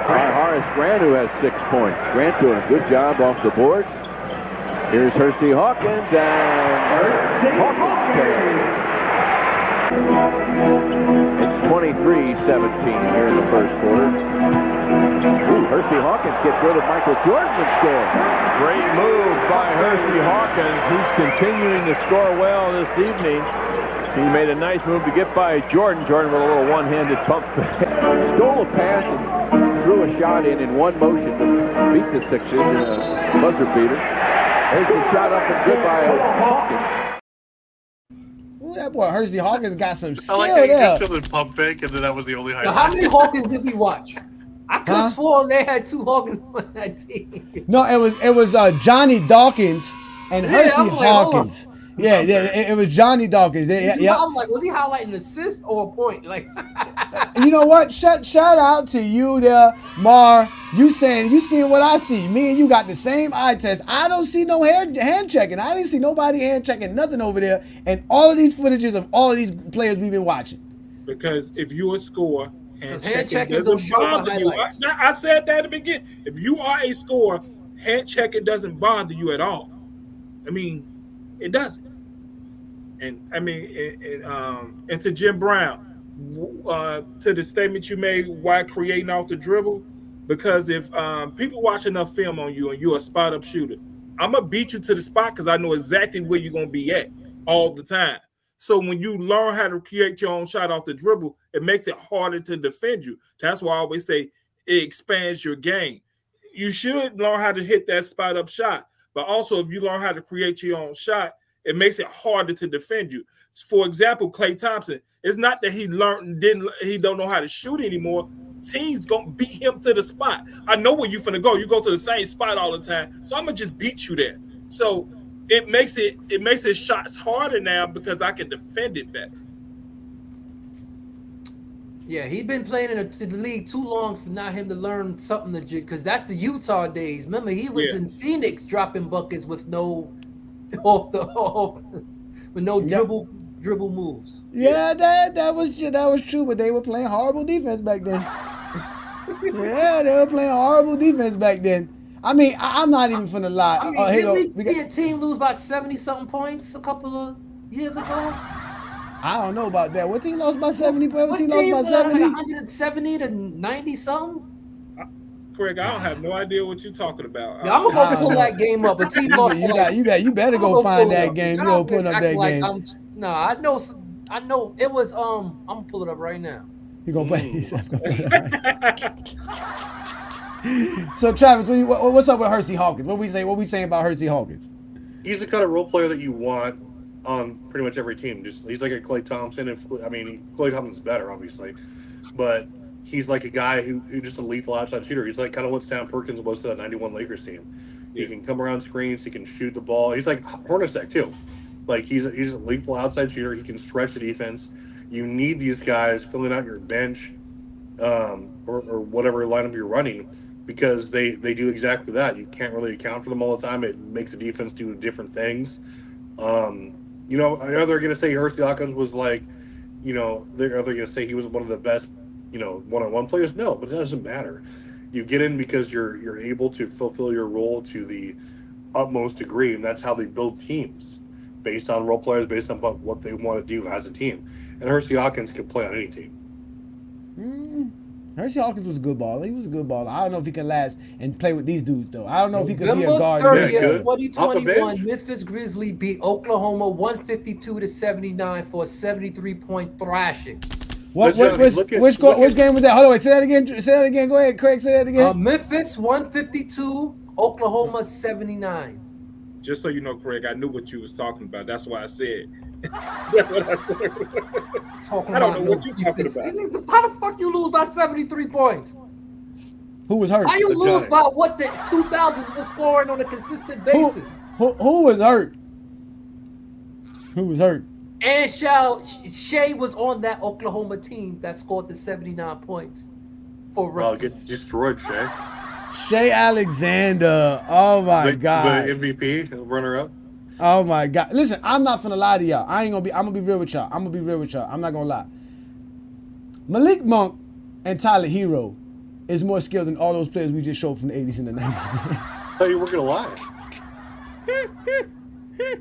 I'm just being real. But there's Tyler Hero is Jeff Hornacek, and Jeff Hornacek learned how to create his own shot. Exactly, because this is what Tyler Hero been doing. What? Hornacek barely made. Both got 2 final losses for their skills. They both Hornacek barely made 10 field goals in a game, let alone 10 3-pointers, like my boy Tyler Hero was doing that night. That is what you call skills, ladies and gentlemen, against tough defense. Guys that are balling up on you, tough like defense. Kevin Garnett was talking about. Half those threes were like wide open. No, they were not wide open. Are you crazy? Let's watch. First of all, let's watch how Malik Monk goes and creates his own shot and shows the skills of Malik Monk. Minnesota team, 42-17, 22-6 in this building. One of their home losses came from these Sacramento Kings as Malik Monk back to an 8-point game. Kings' largest lead was 14 in that first quarter. Monk, he had Mike Conley draped all on him, but he played him like a fiddle for the second straight game. Here's Malik. That's a foul right there. Edwards got a piece of him. Davion, though, is having himself a night. He's got 9 points. Shot clock is off. 5 on the clock. Monk Throws it out. HB falling, firing, hitting. HB. He's just great at attacking you after offensive rebounds, and that was a long bounce on that missed three. Let's see if Malik can get going. Splash. Malik Monk. That, you know, you're kind of bumping jaws a little bit. It's physical out there, but Malik is not the guy that you want to get into it with. There's tons of value in that. Monk regathered himself. Oh, tough fall away. Uh-oh. Somebody's woke up the beast. Somebody's woke up the bear. What? Here's what. Nobody was in the paint. That was against Rudy Gobert and when the best defense in basketball. What are you talking about? That was way better defense than we saw. In the playoffs. That looked like You can't play in the playoffs. They got to be winning by 20 for him to be in the fourth quarter. That's what you. That is what Anthony Edwards is talking about. He had to go up against Malik Monk. And Malik Monk, the same thing wait, Richmond was doing. Because one person couldn't do it. Yeah, but Malik Monk is nowhere on this list. Rich Richmond was the second best player. Malik Monk is nowhere on this list. He's nowhere to be found. That's what that's what he's trying to say. That's how much more skill is in today's NBA. Malik Monk and Tyler Hero are not top 10 scorers in the 2020s. They both. They both come off the bench. They probably take half as many shots as the guys who were actually leading in scoring. He noticed. I bet you they take the same amount of attempts, if not more, even though they come off the bench. See, look, this is what they talk about. Everybody get hot in the game. We just showed you players' highlights. What you think? They showed you highlights of somebody's not hot game against Hersey Hawkins or Rolando Blackman? We saw Malik Monk hit like 2 5-foot hook shots over guys who weren't contesting. That's fine. That's great. That's still a skill. And like he was hitting up rating, but like we saw players do that you showed us highlights of the 80s and 90s. It's just they could do the same thing. It's just volume of shots. You can't tell me that like it wasn't him doing that in the face of like 3 defenders draping out. Like, come on. It's the same thing. It's like, can more players do it today because the rosters are deeper? Sure. We've agreed upon that. I'm not debating that. Like the way they scout, the way everything is made, like you need people who can shoot the ball, especially from 3, because they're taking 42, 45 shots from 3 per game. Like that's what you look for when you're scouting. It doesn't matter. It doesn't mean that like those players are inherently more skilled than the best players. They're more skilled. Maybe the role players. No, that's what he's trying to say across the board. Across the board, players are just more skilled. Jordan was the only skilled one. You run around here playing against Reggie Miller, who has to look down at the ball when he's dribbling up the court. Guys like Hornacek, who can't create his own shot. So stop saying that. Dale Curry. Wait, Dale Curry. Mind you, Dale Curry is a sharp shooter, but he couldn't create his own shot. Don't even get me started on John Starks. Oh God! Don't get me started on John Starks. That was the wife, huh? Is she capping Keep She's it up, calling man. your cap out, man. Don't get me started on John Starks. We're Allen talking about Houston. shooting guards. We're not talking about small forwards and things of that nature. Because I can I'm show you still some trying to dominant understand small what forwards. this mean, because y'all keep hollering basketball is a team sport. So what? He didn't have nobody that could guard him. The centers couldn't guard him. The power forward, nobody could guard him. So I'm just confused. Like, what is this supposed to say? I mean, all this is supposed to say is, listen, the 2000s and the 20s Even in the 2000s, he got more points than all of these players that's taking more threes than him. Anthony Edwards. There's so much context make a post about Anthony Edwards. Anthony Edwards has no problem with Jordan. He thinks Jordan is super skilled. He just thinks all the rest of these guys ain't super skilled. Jordan is super skilled, period. Whether it's the 80s, 90s, or the 2020s. By this logic. You exposed him for like the last hour and a half, Jay.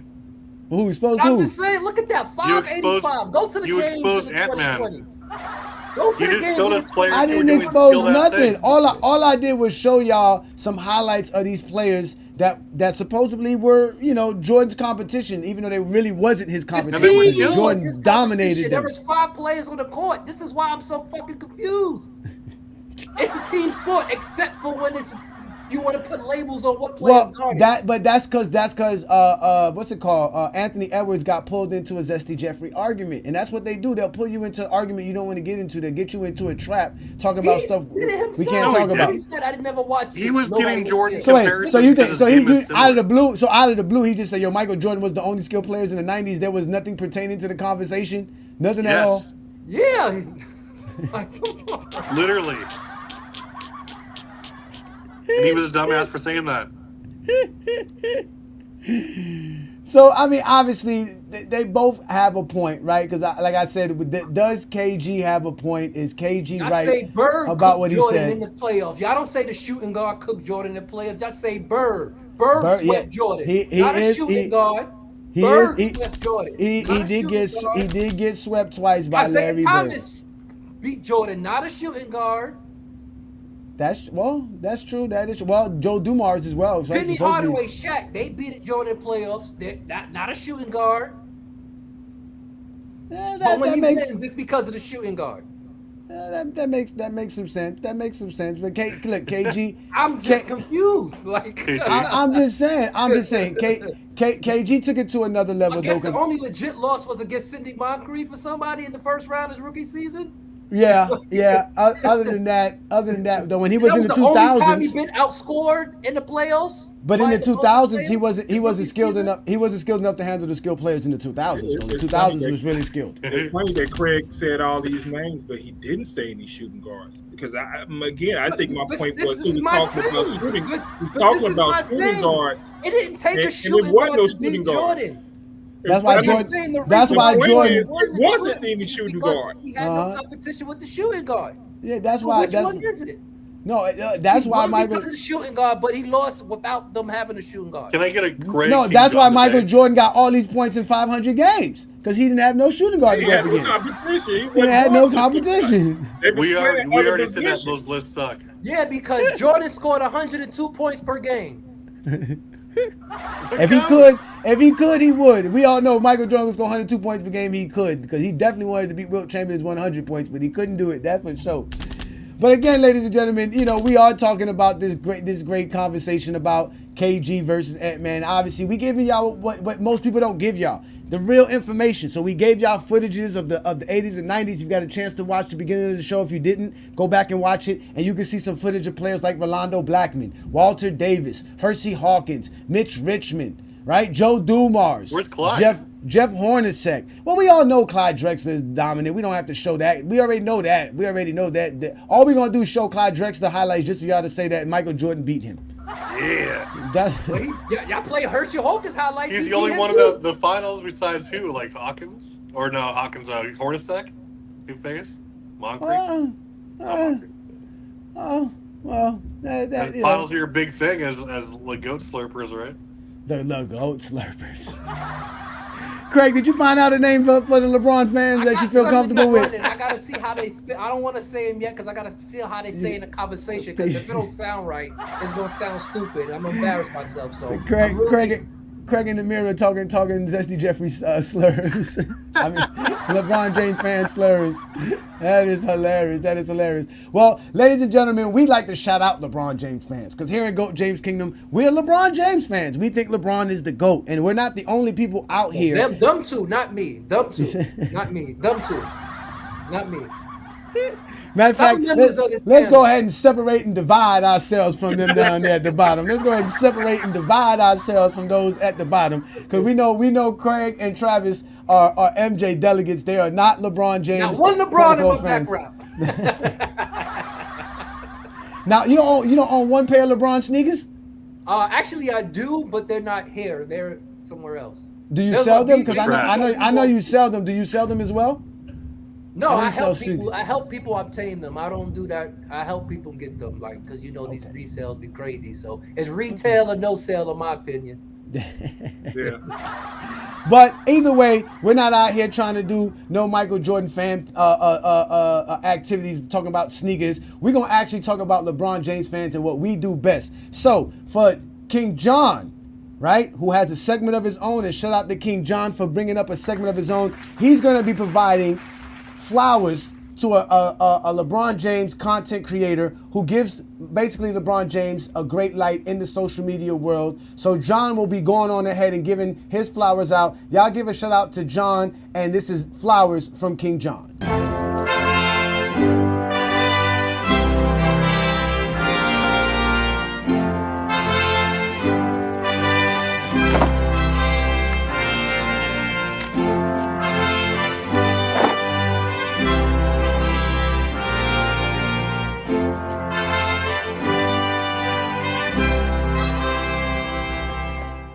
Rose bitters.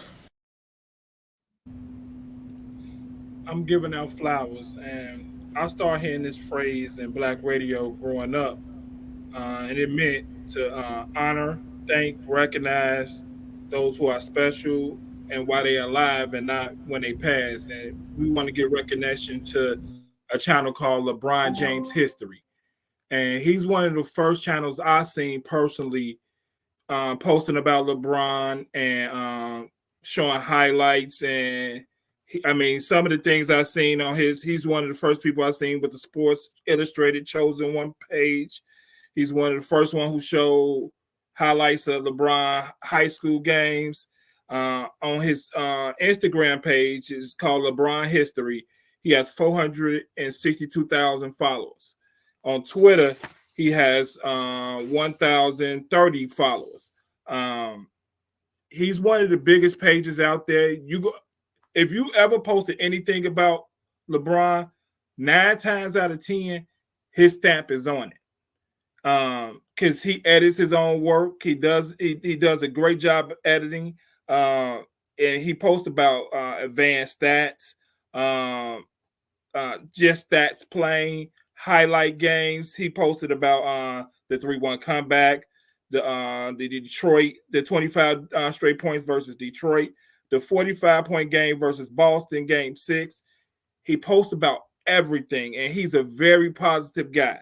He's one of them guys that if you ask him why LeBron's the GOAT, he's going to tell you why LeBron's the GOAT. Why not why somebody else is not the GOAT. He's going to post to you why LeBron is the GOAT, and he's going to explain to you everything about LeBron. He's a very positive page. You can follow him on Instagram, LBJ History or LeBron History, and he's also on Twitter as well. He's one of the most positive pages out there. And again, if you follow LeBron James, please go follow him. He has a great page, and he has a subscription where he talks about he gets you special exclusive things for $2.99 a month. And hey, go follow him. I told him about this. We had a scheduling conflict because he was going to come on. His schedule wasn't right, but if I could ever get him on, trust me, I would get him on here. He's great. He's a great guy. We conversated, and if I ever can get him on here to talk to everybody, I will. And that's all I have to say. LBJ History, once a week, I'm gonna give you somebody that I see who's very positive about LeBron James. And LeBron History was one of the first pages I ever seen on social media talking very positive about LeBron James.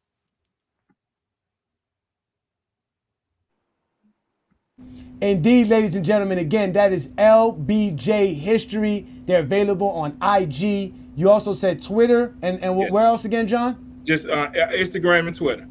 Just Instagram and Twitter. Again, they are LBJ History. They have officially gotten their flowers by King John. Shout out to King John for showing love to these other content creators. Because again, GOAT James Kingdom are not the only ones out here showing you that LeBron James is the GOAT. If you want to go look up, they're obviously bigger than us here in GOAT James Kingdom. Shout out to LeBron James History or LBJ History as they got their flowers through John. Shout out to you, John, for that one.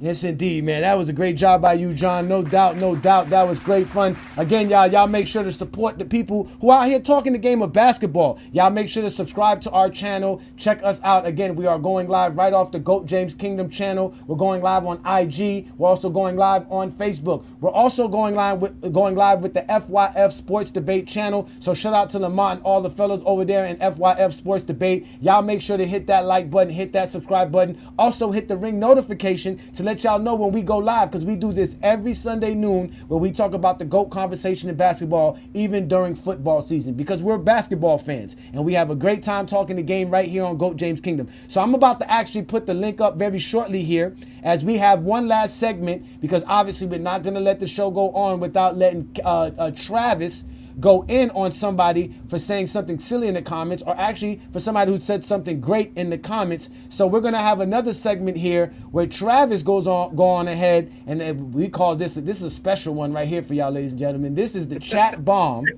right here. This is the chat bomb with T Perfect, ladies and gentlemen. We are interrupting our normal programming. The current threat level is critical, meaning an attack is imminent. Civilians are advised to remain indoors. In some urban areas, evacuations are taking place. If you're in one of these areas, police will help you to safety. Follow their orders without question. You should remain indoors until you are told otherwise. You should now prepare for a nuclear strike. You will not be able to leave your location for 14 days after the strike.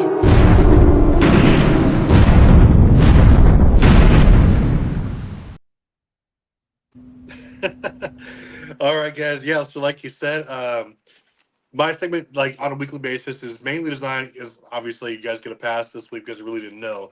But I want you guys, before the link goes up each week, to fire a great question at me. It doesn't have to be GOAT debate related. It can be, but just anything basketball related, like rankings, comparisons, things that you want my opinion on as far as what you think maybe is a topic, a narrative. This week, what I'm going to do is very quickly, I'm going to debunk a narrative that we see kind of on both sides, just to be fair. And then I will handle one very terrible take that I saw today in the chat from one of our favorite people.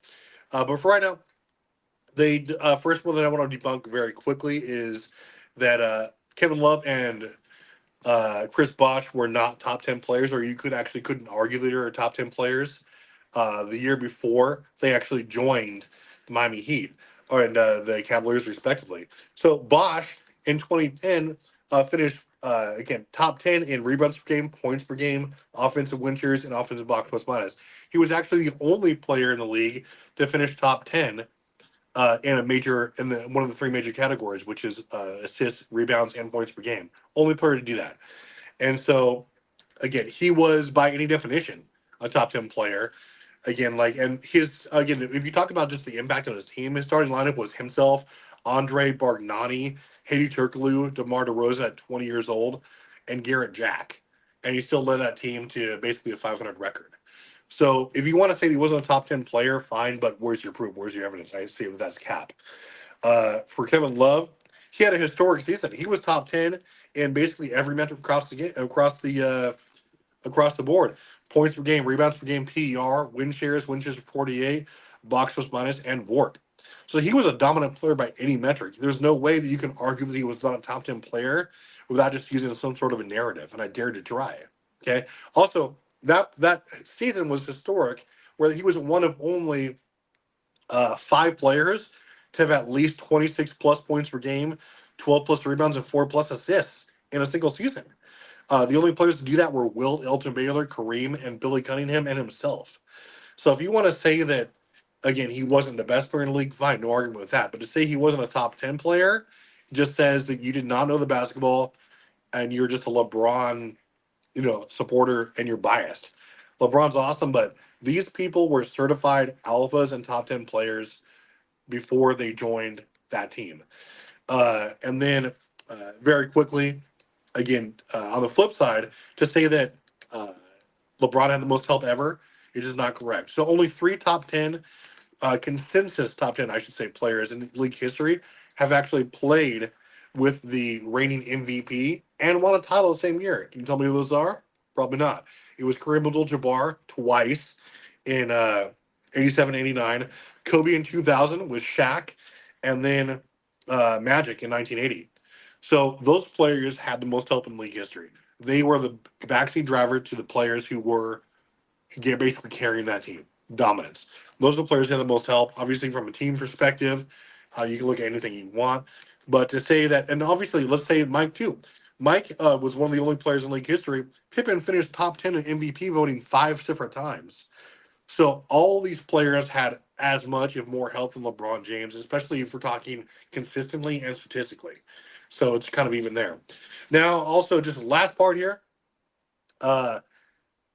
Just since we didn't really know, I can always count on this gentleman to have a terrible take that we can easily debunk and expose.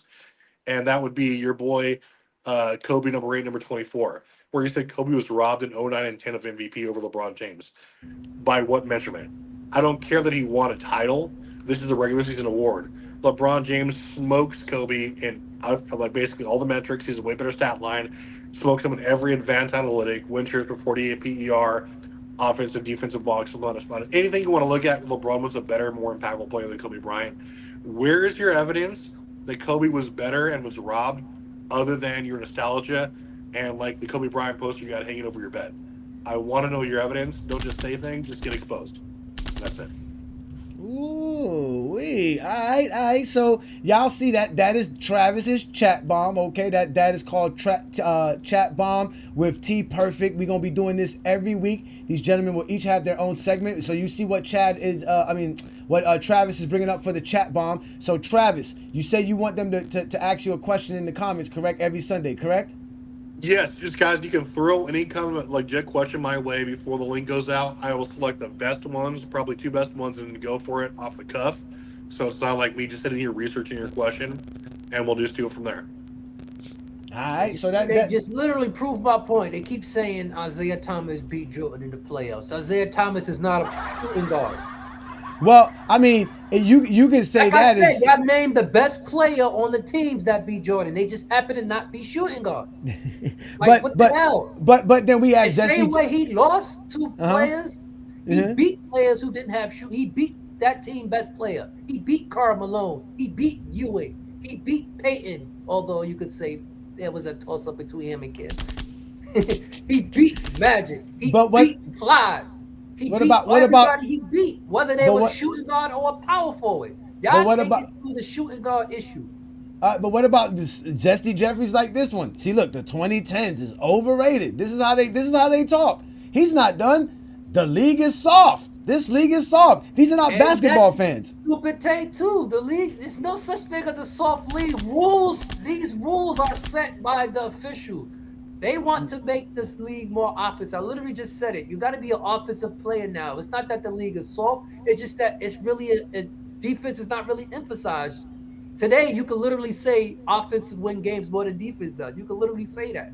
In football and basketball. Well, look, listen, they get to come up here and defend themselves. The link is up in the comment. We got my boy Twin Man in the building, a GOAT James Kingdom member. Shout out to you, brother. What you got for today's show and your take for today? Be careful because Craig is doing checks and balances. So I look, first things first, great segments. King John, I'm already following that LeBron James history page on Instagram, great page.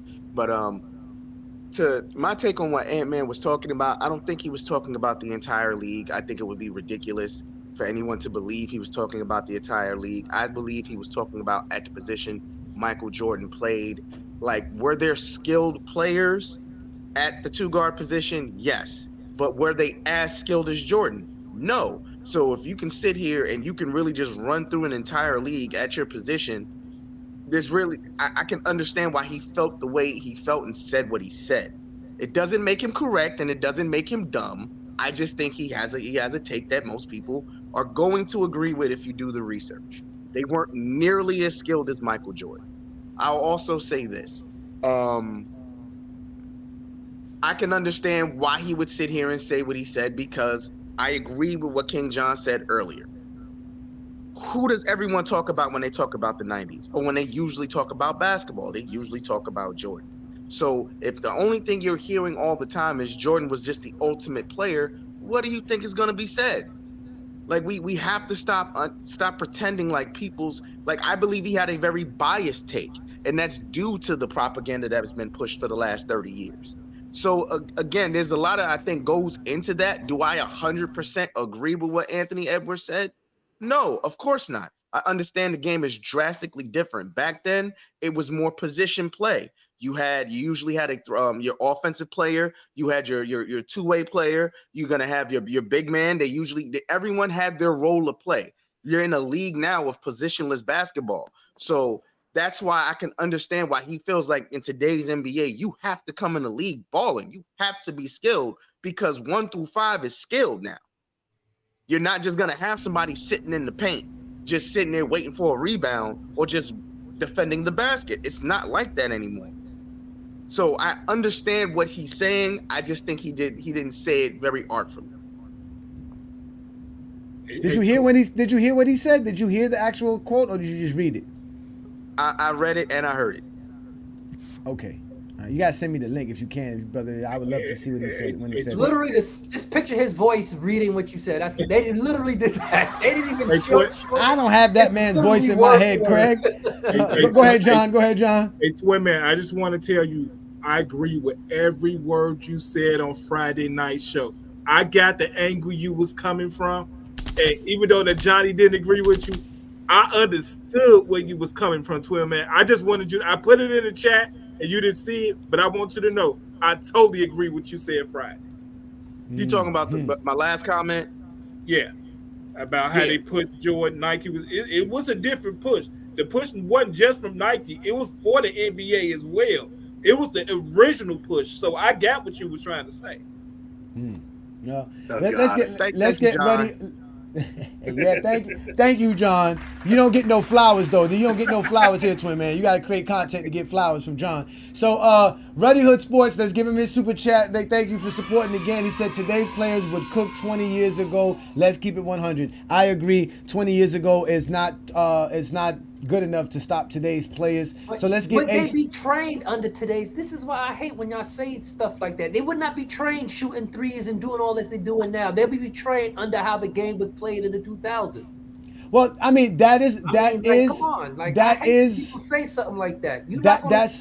You can't say 20 years ago the PlayStation 5 was smoked the Super Nintendo when they wasn't thinking of a PlayStation 5 in fucking 1992. They were thinking about it, they just couldn't do it. Just like now, I'm at 43. I be thinking about dunking, but I can't do that no more. Yeah, but Sony wanted to be a preference for Nintendo. They didn't think they was gonna have a PlayStation 5. You're not playing 8-bit NES and thinking about like the PlayStation or Xbox 360. Oh, you played the game and said, from I wish I can do this. I wish they showed this. I wish the graphics were better. This one, come on now.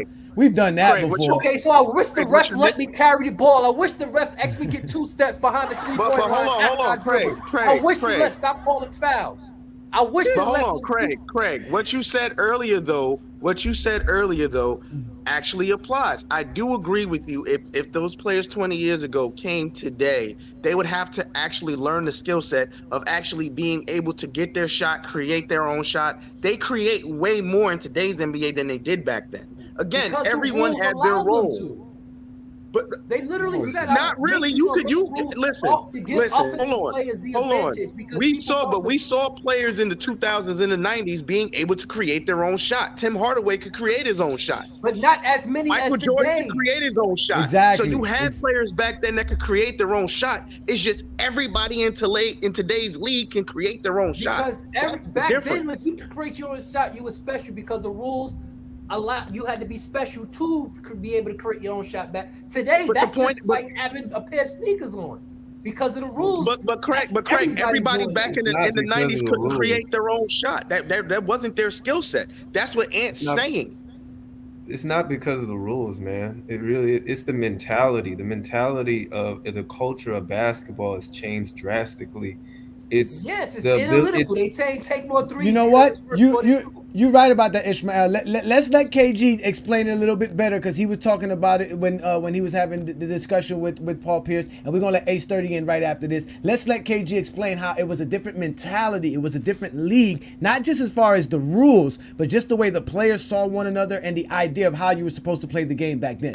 If I'm being honest, bro, I don't think anybody in this generation could have played like 20 years ago. If I'm being 100, and this is to Ant, this is to everybody in our league, Tatum, all y'all. Let me tell y'all something, bro. 20 years ago, bro, you couldn't get to a triple step back. Nah. You hear what I'm saying to you? You couldn't get to a triple step back. And then if you shot that shit, it had to go in. You know why? Because we had efficiency back in the day, my dude, and it was so fucking hard. It was too physical. And guess what? The league had to come off of it for the flow of movement to be able to have scoring go up, which is why we like to sit here and watch kind of the rat race of the high-paced game, right? But bro, let's not talk about the gamemanship, and let's not talk about the physicality of the game back then. Real shit, because I only think half these kids in the league could have been on an NBA team 20 years ago. Straight up. The locker room was too too grown. So that's what Ishmael kind of hinted to, is a different aura or a different mentality from the players. They were more grown. It was a different league. You had to earn your stripes. You couldn't just be out here jacking up shots. But let's let Ace 30 get his take in. Shout out to Ace 30. Peace to you, brother. Go ahead and plug in your channel. Your show as well. What's good, brother? What you got for us today? Hey, salute everybody. Typical news as possible. Y'all touched on top 5 point guards. Got to get that out the rip. But unlike Ant, unlike Ant, I'm not saying it from a perspective of ignorance. And that's my biggest opinion on Ant's comments or anyone's comments. To be honest with you, I don't know why in basketball discourse like it's okay to be ignorant and yet have a loud opinion and expect to be consistent with that. When reality, just stop being lazy. Just do your homework before you give an opinion on something. So that's why I think of Ant's comments. It's just he admitted to it. I didn't watch it. I didn't go back and study it. It's just from my perception, Jordan was like the only skilled guy up until Kobe. So it's just like anything in life. I'm not going to take anyone's opinion of someone who's ignorant of it. It's that simple.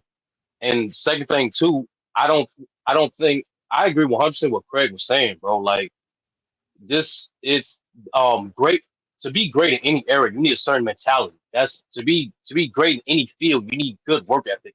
That's kind of redundant to say, but the rules and the coaching philosophies of the era dictate how much flexibility and showcase a player can display of their talents can be. For example, a guy like Greg Popovich, he let Wemby play 3 different positions this year. He let him essentially do what he wanted this year because he allowed that, and also the rules allowed that too. You have a guy like Rod Strickland, who anyone know anything about the history of the game, has one of the greatest handles in the history of basketball, but have multiple stories of every time he'll try to do some of those moves, either the rules will he'll get a violation, or the coach would threaten to bench him to prevent him from doing so. So I 100% agree with Craig. It's not like, yes, there's a natural evolution to the game, obviously, but depending on the era and depending on the philosophy of coaching of that era will dictate how much truly you can display your talent and abilities. It don't make any player less or wrong. You just have to evaluate that player relative to that era. So I'm not, unlike most people in basketball discourse, I'm not going to disrespect any era simply because the value and the demand of a certain skill that was asked upon of that day is not going to be exactly apples to apples of each era, because simple fact that each era has its own strengths and weaknesses, and each era has their own philosophy and way of coaching set of rules, and that is what determines how much skill you can display. That's honestly, and what Craig is saying was not an opinion. That's kind of straight facts. Like these players, checks and balances, nipples. It's just, it is not like, well, yeah, people disagree with facts all the time, but that's what it is. All I said was Ishmael, and had an ignorant statement, which he literally admitted to, that is a fact. And I did say errors in rules and players' abilities to display their talent is primarily predicated off the philosophy of the coaching and the rules. I agree to a certain extent. That's not an opinion. That's just fact. No, go ahead, Ishmael. Go ahead, Ishmael. Go ahead, Ishmael. What I mean is, I agree to a certain extent, because I just don't think that when you say the rules, it's like implying like that make it the huge difference in skill. When I meant by mentality, it's just that, and some things I'm saying could be from a place of ignorance, but I'm going based off my okay, hold on, Travis. I'm going based off my observation And so I just think that the mentality and the culture of basketball has changed drastically from my observation, and I could be wrong, but has changed drastically since like that time, the 80s and 90s, through how children have grown up and they practice. Like, it's a thing now that it's basically because they have practiced more, their skills more than that era. Like, it was known like only a handful of guys that really practice 7-8 hours a day. Today, like, basketball players through AAU, the summer, they're practicing all day, every day. Like, they're playing through different teams, they're traveling, they're playing through different competition, they're experiencing these things, and you guys are not understanding like the mentality That's of why they can't practice. play 82 games. Hold on for a second. No, I'm gonna add to that. I'm gonna tell you why. It's grueling. It's a grueling NBA season. It's since they're playing since like kindergarten or third grade, the hardware that they have dealt with in order to translate that to the NBA. That's why they're injured a lot, is because of that hardware. And the mentality is that they're more skilled is because they practiced more than guys back then. They're not having hangovers the night before and all that other stuff, or they're not having an off season like they did back then. They're like practicing. They're a not lot on that more. beer and butter and It's Newport 100 special. Like I agree with Sturdy on some things, but I'm just saying like it's the mentality of basketball. Yeah, they do. They do. I just saw footage of Kevin Durant, Chet Holmgren, Jalen Green. These guys be in the gym balling at night in, night out. Bro, like it's not like back in the day, dude. Like it's not. Back in the day, and I'm saying this. No, he's right. No. Hold on, Ishmael is right, because back in the day, they would actually, not even get surgery done during the off season so that they can go enjoy their off season and get surgery done before the season starts, so that they can chill. So that's months. That's months of doing nothing basically. Oh wait, but before you do that though, Sturdy. Yeah, before you do that, Sturdy, are you done, Ishmael? I just want to say a little bit. I just think that from my observation of it all, it's just like the mentality and the grind in order to get to be a professional basketball player or a college basketball player is just completely different in terms of practicing and work ethic. That's why a lot of these guys are injured today, is because they have more experience with with hardware, and that like this thing is an actual fact. That's why a lot of these guys are injured today, is because not only like the game has spread out to the floor where you got to chase, catch, and shoot guys, but also because of like the fact that the mentality of practicing and the wear and tear is more difficult for players today. So that's what I was saying. Listen, I'm not lying. Hold on, H30. I'm not lying. You guys don't know the history. Shaquille O'Neal did the same thing. Why you think Kobe was mad at Shaq? Because Shaq decided to take surgery late and not do it during the summer. 2000s or the 90s, we discussed it. It doesn't matter. That's what I'm saying. But that's what we're trying to say. That what he's saying is that during Jordan's era, and that's what everybody's saying. Gilbert Arenas, Paul Pierce, they're all saying. We're not talking about the 2000s. We're not talking about that. We're talking about the 1900s. And then in the Shaq is from the 1900s. Shaq is coming from that era. Shaq is coming from that era. Hey, Johnny. Well, you can't say Shaq as an example because he was drafted in the 90s of something he did in 2000s.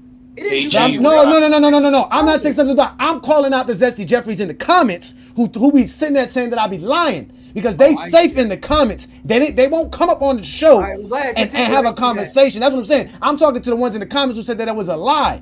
That Scottie Pippen and Shaq were not the only players to do that in that era. Exactly. They wanted to enjoy their off season because they were not working out 24/7. They enjoy their off season during this. No, they don't. They ball out 365. These guys are playing 360. The only guys who don't do it now is Anthony Davis, who takes 3 months off. That's why his jump shot be off. But go ahead, Sturdy. Hold on. Let's let Sturdy finish up right quick, and then we can get back. Go ahead, Sturdy. Well, two things. One, I don't think, like, for some reason, basketball discourse, both sides, I literally just heard you and Craig say it. Y'all try to generalize off just one specific situation of a player, when in reality, that's not accurate. It's just not accurate. To say what generalization? What's the generalization? I'm about to say it. Greg just said these guys don't play 82 games. That's a generalization. And you said these guys were drinking beer all season and decided to not continue to work out during the all season, prefer to take surgery instead of continue their workouts. That's what they did in the 90s and the 80s. Yes, sir. They took the summers off. Well, here's the thing. Not Or work, or had to go work in the summer because they didn't have enough money to be to live. Those were the options that those guys had. Well, once again, we do know these players have been compensated for a decent way of living since the 60s in terms of just their salaries alone. The problem was just the different unions and other benefits that came with that and rights that came with that. Number two, we do know and heard of stories of multiple all-season pickup games from these legendary players spanning from the 80s, 90s, and 2000s. He said pickup games. He said pickup games. Hold on. Hey, Johnny, that's what you referred to. Hold on. No, that's not what we referred to, Sturdy. No, that's not what we referred to. Working on your skill. No. Not cut you off. No, because now you're saying something that we did not say. Sturdy, you're saying something we didn't say that. But I can't let you, Sturdy. I can't let you finish because you'll go forever. That's not what we're saying. People like Tracy McGrady said it. They ain't doing no pickup games. I'm working on my game. I'm working on my game every day, 6-7 hours a day. Right. That's not what they were doing in the 90s and the 80s. That's what Ishmael is talking about. Wasn't McGrady? Yeah, I'm saying, I'm saying. No, let him finish. Now you can finish because I got to make sure I get that out because you guys can't just be saying stuff that people is not talking about. Because Sturdy, you like to do this. You make it seem like it's all of us. If you are not disrespecting today's era like the Zesty Jeffries in the comments calling this off, you don't have Anthony Edwards telling you how horrible Walter Davis is and how horrible Rolando Blackman was and how those guys were drug addicts. He did say that. He said they were not skilled like Jordan. They didn't have the skills. We're watching Walter Davis. Out it comes to Davis. Davis against Ellis. Davis, the three-pointer. Good! The game is tied! Oh, brother! A beautiful straightaway shot by Davis. For Westfall or for Walter Davis breaking into the lane. Here is Adams. Time running out. Davis to the jump shot. Tie! At 4 seconds. 10. Now he starts. Here's Davis out at 8. Davis going one-on-one now. High arch again. 8 seconds left on the game clock. Now the net. Nat averaging 20 points a game. Boozy towards it, tried to stop him. Quick release. Boozy heads up play. That's 2 great passes on that fast break. 8 points for the second year man from North Carolina, and here he comes again. Walter Davis is a one-man show. Bruh, did you see him try to do a layup on a fast break? Dude, does that man look like somebody that works out 6 to 7 hours a day for $365 a year? No way. He does not have the abilities of today's players. These guys today are working out 20. They are playing every day, bro. These guys are working on their skill. Go ahead, Sturdy. Go ahead. Okay, so one, you can put up a still image of what Ant literally said. He didn't say all those guys were unskilled. He literally said I did not watch it, but it appeared to me that Jordan was the only guy with skill.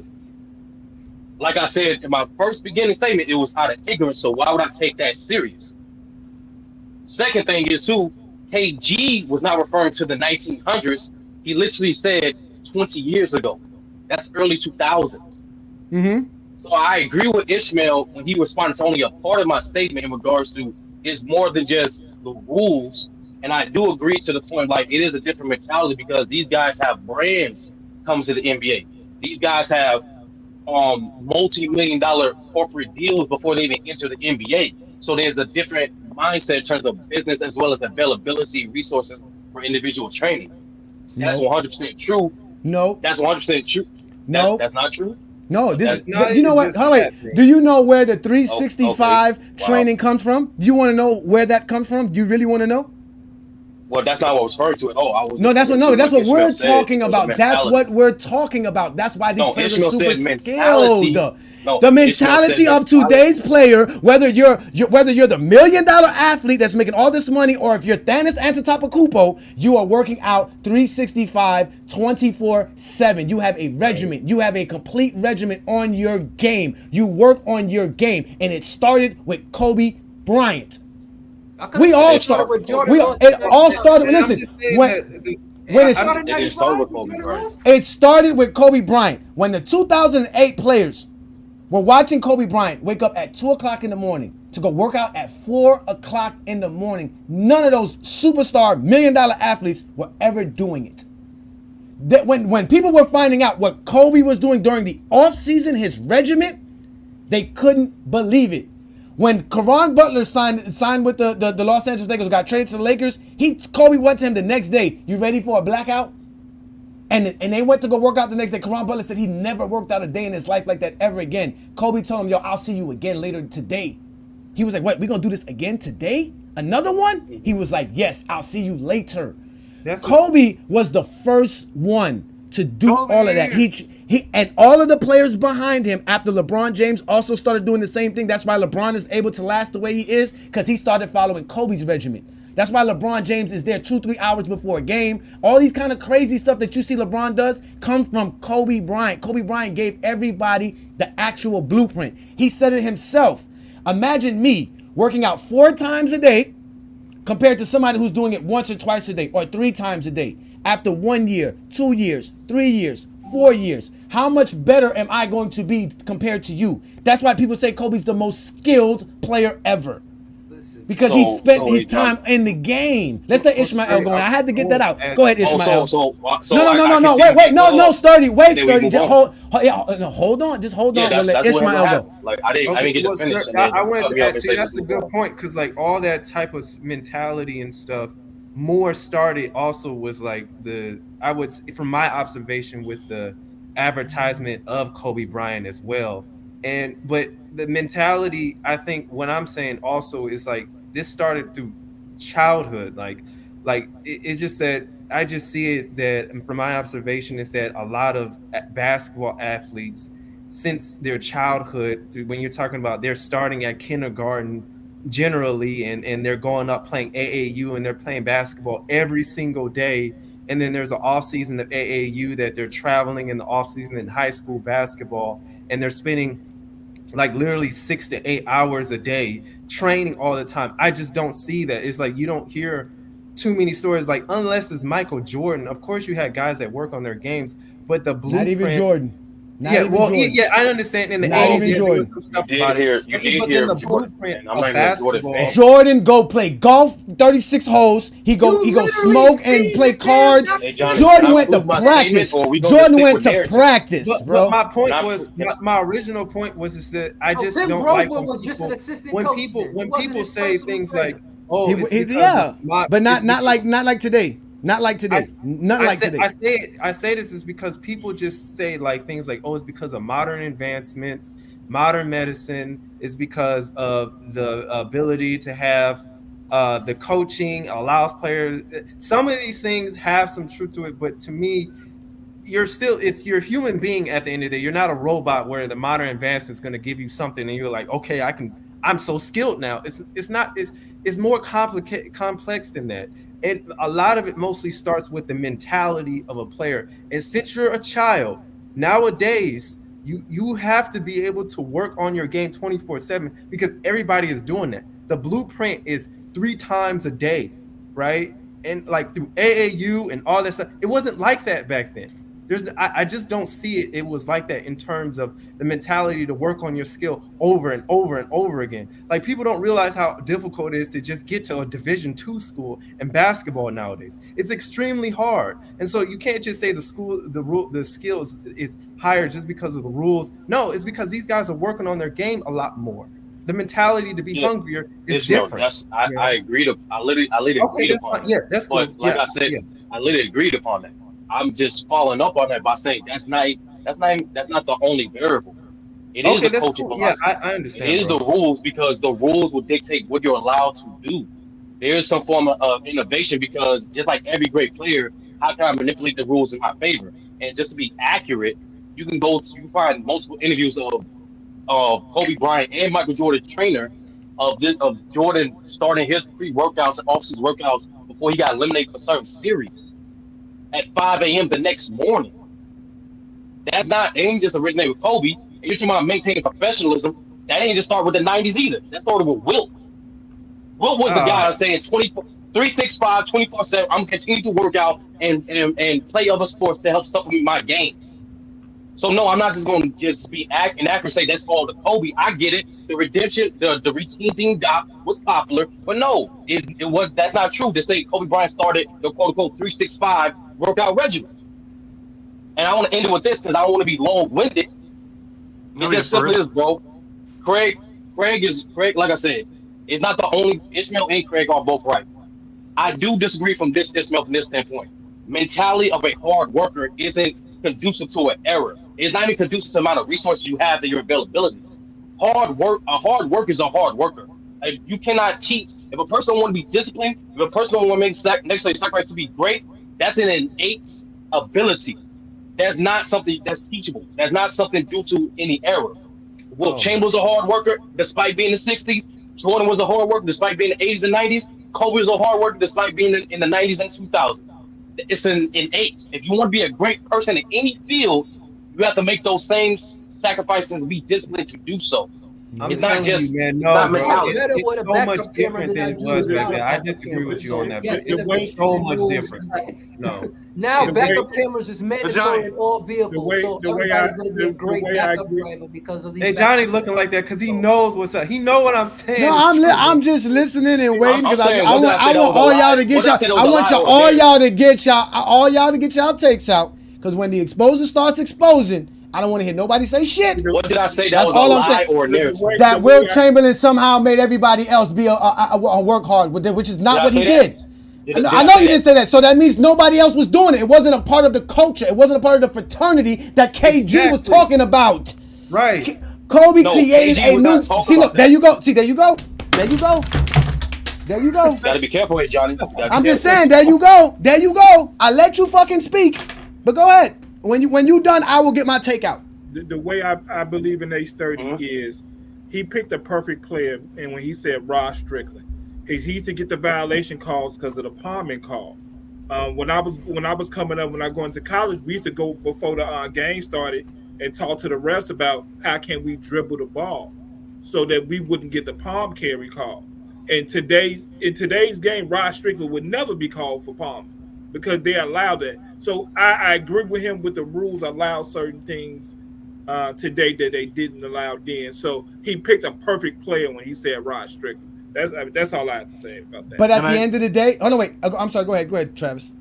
Oh no, I was just saying, like, okay, Sturdy and Ismail both had great points. Sturdy, where you can't basically say the rules and everything else didn't have anything to do with players' mentality, where they wanted to actually. Their drive to practice, to refine their game, to become a better player, that is innate. That's something you're born with. That's something you develop. That's like your drive. With it, what Ishmael was saying, though, is like I think that's because of the demands and the rigidness of the league today, especially with how they're recruiting and scouting. I think the demands are a lot more on these players to have a refined work ethic and skill regimen, things like that when they're coming into the league. I think just because of the way the game has evolved, that doesn't mean that there's some other players like Sturdy was saying a lot of them didn't have that back in the day. I just think it's a lot more prevalent today out of necessity. And also, whenever I get a chance, I desperately want to expose again Kobe 8 and 24 because he's just sitting here spamming the code. So I'll do that later. Before Johnny responds, I just want to clarify. KG was referring to mentality. I watched the entire episode, not just the segment of the video. He was referring to the maturity in the league, the fact that there was lack of vets in the league. Like when he came to the league, every team had one or two guys that been in the league for a decade plus who put them to the side to not just help out the game on the court, but how to be professionals. And we all know the league is intentionally getting younger for a reason. And that's what we were talking about from mentality, from maturity standpoint. That's it. No, I agree. We talked about the different mentality. Like he said, taking a triple step back three, they would have looked at you like, why are you doing that? Because they don't think nobody can hit that shot. But today, these guys can hit that shot. The reason they can hit that shot is because they work on their game day to day. You cannot survive but it doesn't matter. They let them guys travel in the 90s when they didn't let them do it in the 70s and the 60s. Rick Barry and them complained about the same thing. I showed y'all videos about how Wilt Chamberlain said, "Oh my God, the rules that they changed for the 90s, I would have dominated, scored 70 points per game." Because the rule changes. And you say you could probably do that. So if the rule changes today, I didn't say that. I didn't say Wilt Chamberlain could average 70 points per game. I did not say that. I just said he was dominant. But he believes he can because of the rule changes. That's what I'm trying to explain to you. He's a moron. So listen, the only rule changes that helps these players different is giving them a gather step.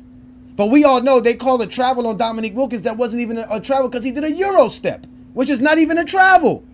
My point exactly. So if they call it travel while I'm Euro stepping in the 80s, I'm not going to learn to do it repeatedly. If I learn to do it now and they allow me to do it, that's going to be part of my game because it's going to happen. But that's the point. You have to do it. When Manu Ginobili started doing it, 3 steps and said it's a walk. They have to. A Euro step is not a travel. It's 2 steps. It just looks different. In the 80s, they called it a travel though. That's what but I'm it saying. wasn't because it was seen different. It's a skill. It was a skill to step one way and then go the other way.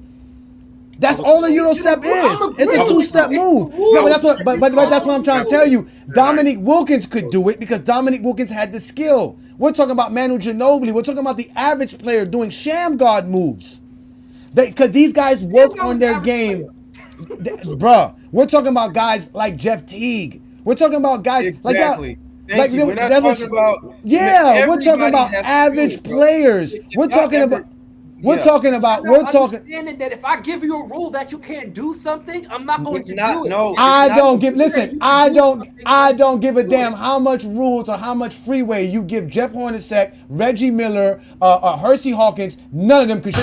And there's other stuff that he can do. And I'm gonna use your logic. How many points he got career-wise, and how many points Reggie Miller-wise? Don't do that. No, that's not what we're talking about, bro. We're not talking about. And okay, see now I'm glad that you said that. I'm glad that you said that. I'm glad that you said that because here in GOAT James Kingdom, like we always tell you, it is about your production. That's how great you are based on your production. And if you want to talk about who's better because of skill, it ain't gonna be nobody from the 1900s. Because just like on Gilbert Arenas. Let me tell you something. Someone like a Rashard McCants didn't make it because he came in an era where dudes were balling day in and day out. He was more worried about snow bunnies than he was more worried about hitting a damn floater bunny in the paint. That's why Rashard McCants couldn't make it in the league. That's why people like Nick Young couldn't make it in the league. They were more worried about living their life, not being in the gym 24/7 while everybody's going past them. Guys like Trae Young and all these guys are coming in the league. They work all the time. They work hard in their game. You're not going to survive in today's NBA. Right now, Tyler Hero's working hard on his game right now. There's people thinking he's on steroids. You should go look at how Tyler Hero looks right now. Bam Adebayo. So many players work on their game day in, day out. Banchero, all these young players. Kuminga, Weissman, these guys are not sitting around here not working on their game. They're working on their game 24/7. They're in the gym doing 2 or 3 workout sessions each day because that's the only way to stay in the league. I agree with Sturdy. There is no veterans in the league. Somehow the NBA has basically just weeded them out. Like they're not necessary. They really are necessary because you wouldn't have the troubles of a Ja Morant. So there are some things that I do agree on that aspect, but that has nothing to do with skill. That's being a professional basketball player. But you can't ask a 19, 20-year-old who's a millionaire, who has everybody at their attention, where all they got to do is type one thing on their phone, and they're going to get hundreds of comments saying, "You're the man, you're dope, I love you, keep doing what you're doing." It's hard to get to that kid's head. And I agree with you, but those guys work out. They know that they have to work on their game. Year in, year out, every day. That is a necessary to be an NBA player today. Right. That's why everybody is so super skilled. It's a necessary. I'm not going. We can't disrespect Mashawn McCann and Nick Young because that's not the reasons why they NBA career went that way. Trust me, that's why. That's why. It was injuries and reputation. Yeah, injuries because they didn't work out and take care of their bodies. They were out busy running around with snow bunnies. That's what they were doing. That's what they were doing. That's what they were doing. That's what they were doing. Why? I don't get why. Why basketball discourse like disrespect has to be granted? Why is it disrespect to prove the point that those guys just didn't work hard as the other players in their era? That's all it is. It's not disrespect. Listen. They've earned the right, to be the men that they are, right? Nobody's saying that they're bad men, right? They're still human beings, right? They live their life. They've earned the right. They went to college. They got drafted. They had a nice, decent career, but they could have had better careers. We heard Pat Beverly say you quit in a workout.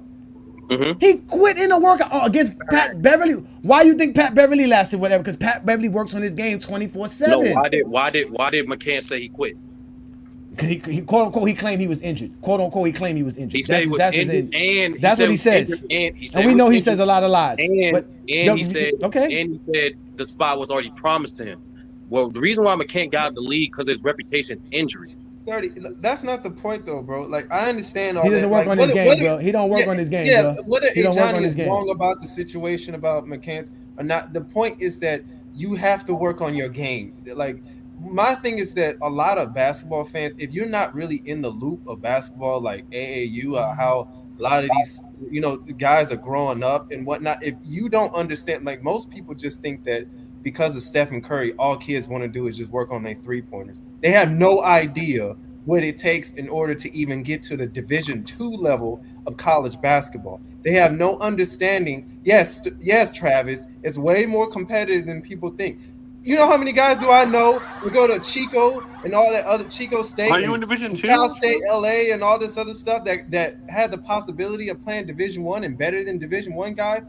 A lot of times it's a mere fact of lack of opportunity, but they're so skilled they can compete with guys that are from Division I and stuff today. Like I'm saying, like the mentality of there's a blueprint of basketball nowadays, and you have to be able to be in the loop in order to work on your game constantly all throughout the year. And because of this is the reason why so many guys are more injured, because the wear and tear is they deal with more wear and tear since the age of 9 all the way to 20, and they're more injured because they don't get the rest. They develop more hardship. So that's what I'm saying. It's like the mentality of working on your game. It's just like when people just say all kids want to do is work on their threes, the rules benefit them, the league is soft, they don't want to play no defense. That's the lack of understanding of what they do to develop their game.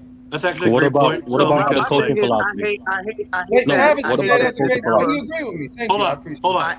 I hate that this era is soft crap. I hate that shit. Or they don't play. But I was just saying that's what people say, man. What they did in the 80s and what they did in the 90s was not defense. They were not playing inside the rules. Clotheslining someone out of the air, bumping someone when they're going up for shots, punching motherfuckers in the stomach when they were shooting. They wasn't doing that neither. They wasn't doing that. Wait a minute. They were not doing that. Doing what? Where were they doing that at? Let's look at Joe Dumars. Looking for Bedford. Takes the shot from the corner. It's tied at 6. They wasn't punching nobody. Look, where's the hand checking? Where's the hand checking at? Where? Where is this tough defense? Definitely something. Look at this. Look at this. And Moses up front with Battle and Doc Rivers in the backcourt for Atlanta. Look at this. Look, where is the holding? Where's the punching? Where's the clotheslining? Where's the? Look at this. Look how far back he's playing the man. Look at that shit. 10 minutes before this. That man was playing him 5-6 feet from a 20-foot jumper. You cannot do that. Wait, no. You cannot do that against Malik Monk. Minnesota team, 42-17, 22-6 in this building. One of their home losses came from these Sacramento Kings as Malik Monk back to an 8-point game. Kings' largest lead was 14 in that first quarter. Monk, he had Mike Conley draped all on him, but he played him like a fiddle for the second straight game. Here's Malik. That's a foul right there. Edwards got a piece of him. Davion, though, is having himself a night. He's got 9 points. Shot clock is off. 5 on the clock. Monk throws it out. HB falling, firing, hitting. HB. He's just great at attacking you after offensive rebounds, and that was a long bounce on that missed 3. We'll see if Malik can get going. You see what happens when they decide to leave him 28 feet? You see what happens when they decide to leave him 20 feet? They was playing defense. They were all on top of him. There was not a play there where there wasn't a defender on top of him. Even when he didn't have the ball. They played defense in today's NBA. They didn't play defense back then. But listen to what I'm talking about. the egregiously hard fouls, and not all the time, but that shit was because they couldn't play defense. That's because now when you got to the rim, I gotta listen. They only fouled you when you went to the rim. Majority of those guys could not dribble good enough to get to the rim. That's why it was a problem for Mike. Mike was one of the only rare ones that could dribble past somebody and get to the rim. That's why they used to foul him. It wasn't you. Most of those guys were taking jump shots outside of the paint because they couldn't dribble the basketball. They were running around screens because they couldn't dribble past the man. They didn't have enough skills for that. You saw Malik Monk having there is even a new term called putting somebody in jail. That's how much the defender's on you, that you put him on your backside and hold him there so that you can control the pace and everything of a game. They were not doing that back then. Those guys did not have the skill level of doing that. They used to turn their back. They used to turn their back so that they can dribble like this just so that you can see me. Come on, bro. Like, we got to stop it, bro. It's not disrespect. It's called real basketball observation. They were still great, but they were only great for the 1900s. We got to stop comparing eras because you cannot compare the 1900s to today. It's not going to work because I'm going to bring up Malik Monk, Tyler Hero, dudes like this that's going to make all those other dudes look horrible. Yeah, because I'm a real basketball fan. Y'all are real fans, bro. Y'all cannot say this shit, bro. Like, y'all got to stop it. It's not disrespect. Those guys were just not as skilled. That's Johnny, it. that's the worst take you ever had. I wanted to say, see, because I keep bringing up like high school and middle school and children and stuff because it's so much different.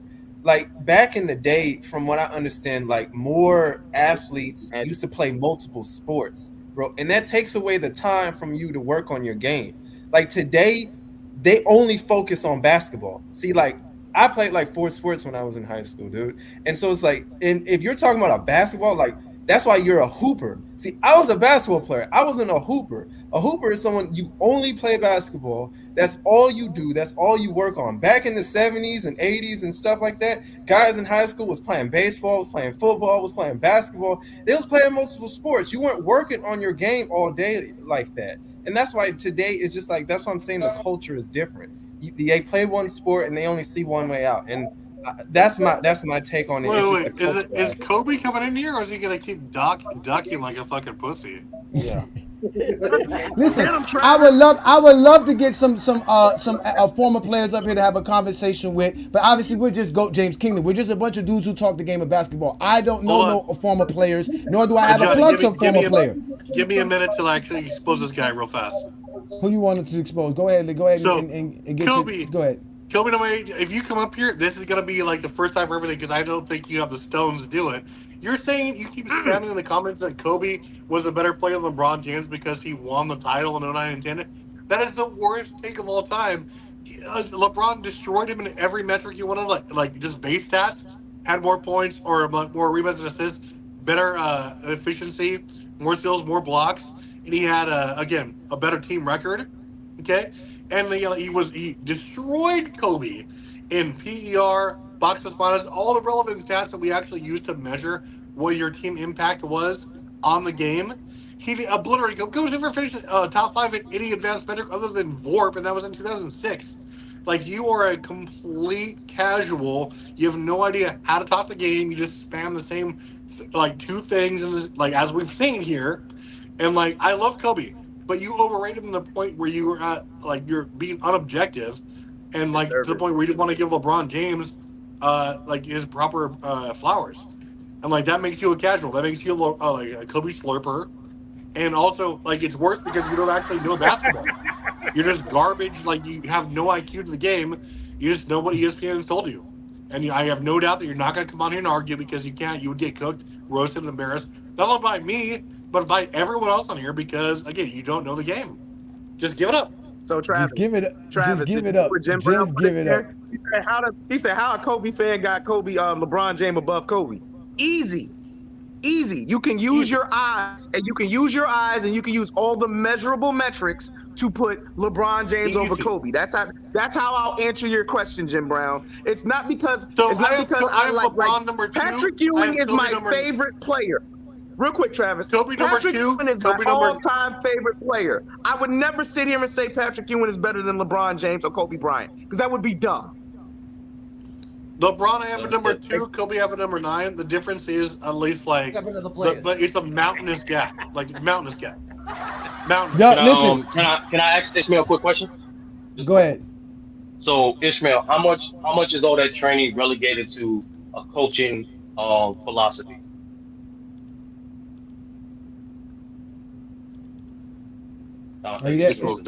You got Sorry, unmute yourself. I was muted. No, yeah, I agree with you on some of that. I never disagree. I just said to a certain extent. I just think some people they try to make it seem like, oh, because the game allows you the freedom to do those things. They rely on that so heavily, and they make it seem as if though it's because the culture itself is different. So that is also part of the culture too, allowing a guy that's 6'9" instead of playing down on the post. He can also be on the wing and be able to create his own shots instead of just being a post player. So I do agree with you on some of that. I was just trying The reason why I asked that question is because I just recently listened to an interview between Steve Nash and Dan Toney. The era in which KG and the era in which KG was referring to when he said players can't play 20 years ago. He was referring to 2004. Even Steve Nash and Dan Toney admitted that we played that way, which was advanced for his time, and that wasn't enough to win. We actually should have played more to this era. I should have asked you to score more. I should have asked you to shoot more threes for the team. Yeah, that's coaching philosophy. How many other coaches players that we heard too that they constantly tell us stories of I could have looked like this, but the coach wanted to run a certain system. He wanted to relegate certain guys certain roles.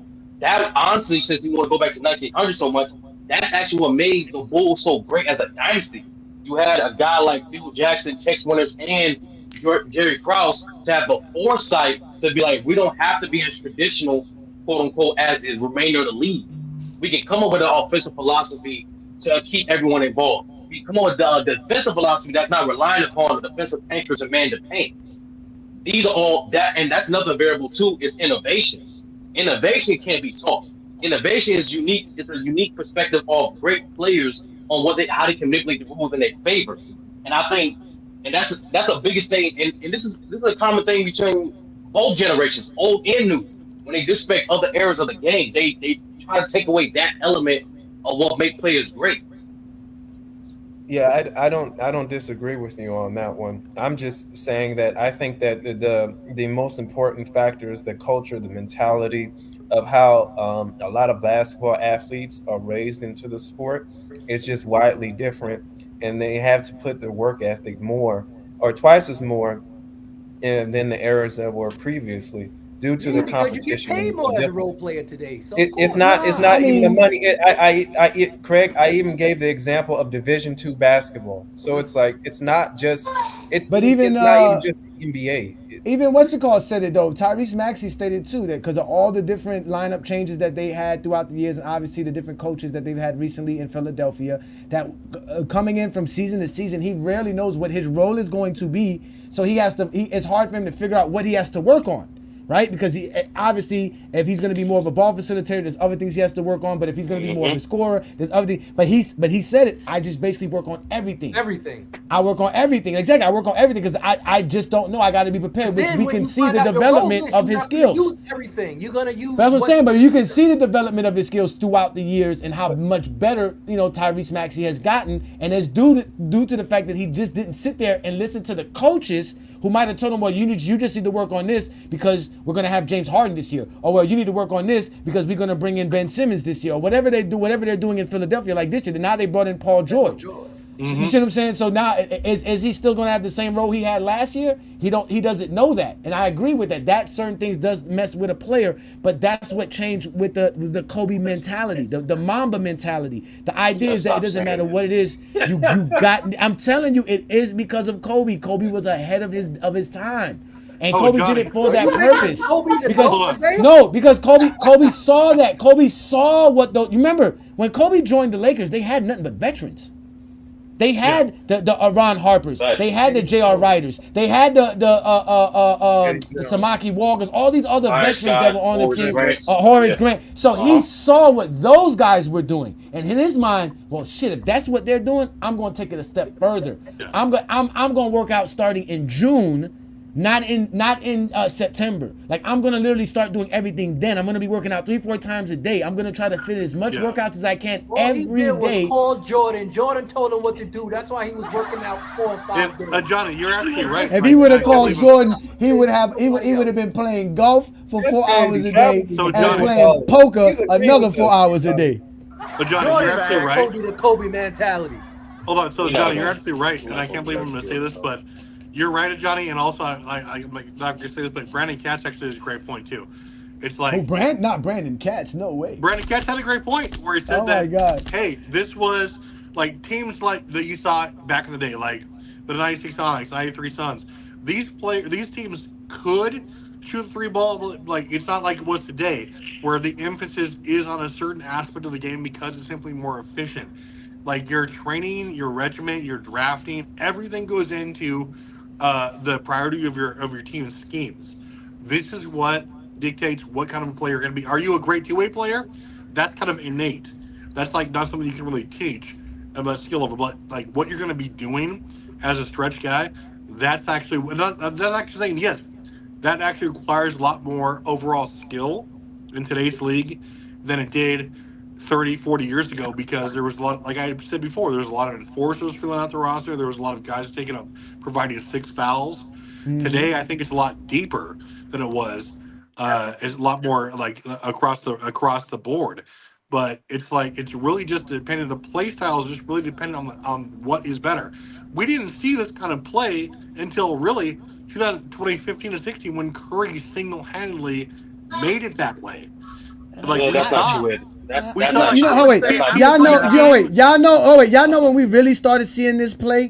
When we started seeing players. When we started seeing players like Kevin Garnett, players like Dirk Nowitzki, players like Rasheed Wallace, players that were now these stretch fours who were stretching the floor. That's what they were doing. They were stretching the floor. They were making it hard for you, because before those guys needed to be closer to the paint. And then what happened was, on top of that, was the athleticism of the league changed. So instead of having great defenders like a Joe Dumars and a Moncrief and these guys who weren't that athletic, you started getting the Tony Allens, the Ron Artests. They were the Tayshaun Prince, the Doug Christies. These guys were not great offensively, but they were very athletic and good on the defensive side, that you had to be very skilled to get your shot off, because they could stay with you. So that's how. And then when the league put in the zone defense, it changed everything. So now that means you can't shoot. It's gonna make it harder for you to score, and it took some years to get to that point. We saw Steph Curry go from when he started. It stayed actually. The zone defense was in the league in 2004. It stayed to be the lowest scoring era ever up until really 2013-14. Curry started hiking up his percentage and doing it at unprecedented efficiency. 2015. That's when we saw 2015. We saw 15 to 16 3-pointers per game balloon to 30 and 40 within a span of 5 years? No, it was. This is what happened. But this is what happened though. You had teams. Go ahead, Twin Man. I don't think it was like Curry. I'll give you this. Curry revolutionized it, but it was teams for me like the 08 Pistons, not the 08 Celtics. Let me get it right. The 08 Celtics that would like Johnny said, they could stretch the floor out 1 through 4. So yes, you had Kendrick Perkins. Yes, he was there to grab rebounds, but I'm sorry, you had Big Baby who could hit the occasional 3-pointer. You had Tony Allen who could hit a 3. Or go to the corner. Big Baby could pull up and hit a 3 occasionally, but he wasn't efficient at it. But if you needed him to stretch the floor, that's Dan the point. Tony's a part of it as well. It was definitely them Dan. My only point is that you had, in my opinion, that's where it started. I feel like Curry revolutionized it.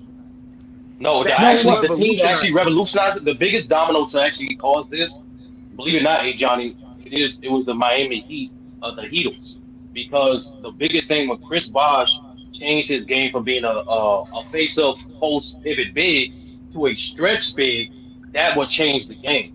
If you don't believe me, look at interviews with Frank Vogel, Roy Hibbert, and all those guys of that era that said that will really change the game. Now, because now you have Chris Bosh playing at 5. Now Roy, that's the main reason that Pace couldn't get by those guys, because now Roy Hibbert, David West being taken out the paint. Now you can't deter Wendy and Braun from getting to the paint. That's 2 points. But I agree with you, Sturdy. No, I agree with you there, Sturdy. No, I agree with you, Sturdy, but it also was a little bit prior to that because that's what made Shaq start to lose his dominance late into the 2000s because now when you do the screen and roll, remember Shaq was saying, why y'all switching? Why y'all putting me on the guard? Because if you were not fast enough to get to that pop out big man like a Rasheed Wallace, that's why the Heat had trouble versus Detroit. Because Shaq would try to go guard Rasheed Wallace, and Rasheed Wallace would pop out, and he would be wide open. And it was like that with guys like Paul Gasol and Rashard Lewis, even Orlando, because they were one of the first teams to start taking 25 3-points plus per game. But the Spurs used to do it too. They used to take 23 pointers a game in the 2000s, which was a lot of 3-pointers back then. But they played the same way with Tim Duncan, a pop-out guy who could shoot and stretch the floor. But then again, like you said, all these teams you're mentioning, they also had great defenders, right? You had Petrus on Orlando, right? You talking about the Heat, you had LeBron, you had Shane Battier. You had these defenders that were very athletic that made it to where now if you're an offensive guy, you want to get your shot off, you got to have some skills. Like you really have to be able to dribble past somebody. You have to be able to weave in and out of traffic. Now that Phoenix team, what they did was they got ahead of the defense because it was the 7-second offense. So before you can even set up on defense, we're down on the other side of the basketball court and we're scoring. And we have the athleticism with Sean Marion and Stoudemire, who can run the wing, but you have a great point guard and Steve Nash. So that's what you basically have. But we have some new people up here. Antonio that year, they had that, man. But they didn't have good enough defense when it gets down. You got to play defense. He talking about the ejection. Remember, Walker that's what I'm saying. checked on Steve Nash. Like 6 players. Yeah, 6 players when got suspended. Yeah, that was crazy. That's crazy. Let's let. Oh, we got King John's take on this. Hold on, wait. We got some new folks in. I'm cool. We gonna let Drew come in right quick. Shout out to you, Drew. Thanks for joining the GOAT James Kingdom platform. What do you got for us? The show, y'all gotta show who y'all are. I don't like talking to strangers. Where's Kobe? Is Kobe still hiding in the comments? No, I don't even see Kobe's comments. I don't even see Kobe in the comments. All right, listen. Y'all gotta let Drew get his take in. Y'all gotta let Drew get his take. Go ahead, Drew. What you got for us today, sir? I just want to know where everybody got Kobe ring. Shots fired. Shots fired. I got All right, let's start with you. Wait. One at a time, ladies and gentlemen. Come on, guys. Let's go. John, where you got Kobe? 11. Ooh, shots fired. Wait. Travis said John is the King John on the top. I don't get everybody's answers first, bro. Yeah. And then we got T Perfect said 9th, right? You already said 9th, right? T Perfect. Yep. All right, and Craig. I got him at the 10th spot. Ooh, okay, Twin Man. I'm surprised from Craig. I thought Craig would have 5. Where you got him, Craig?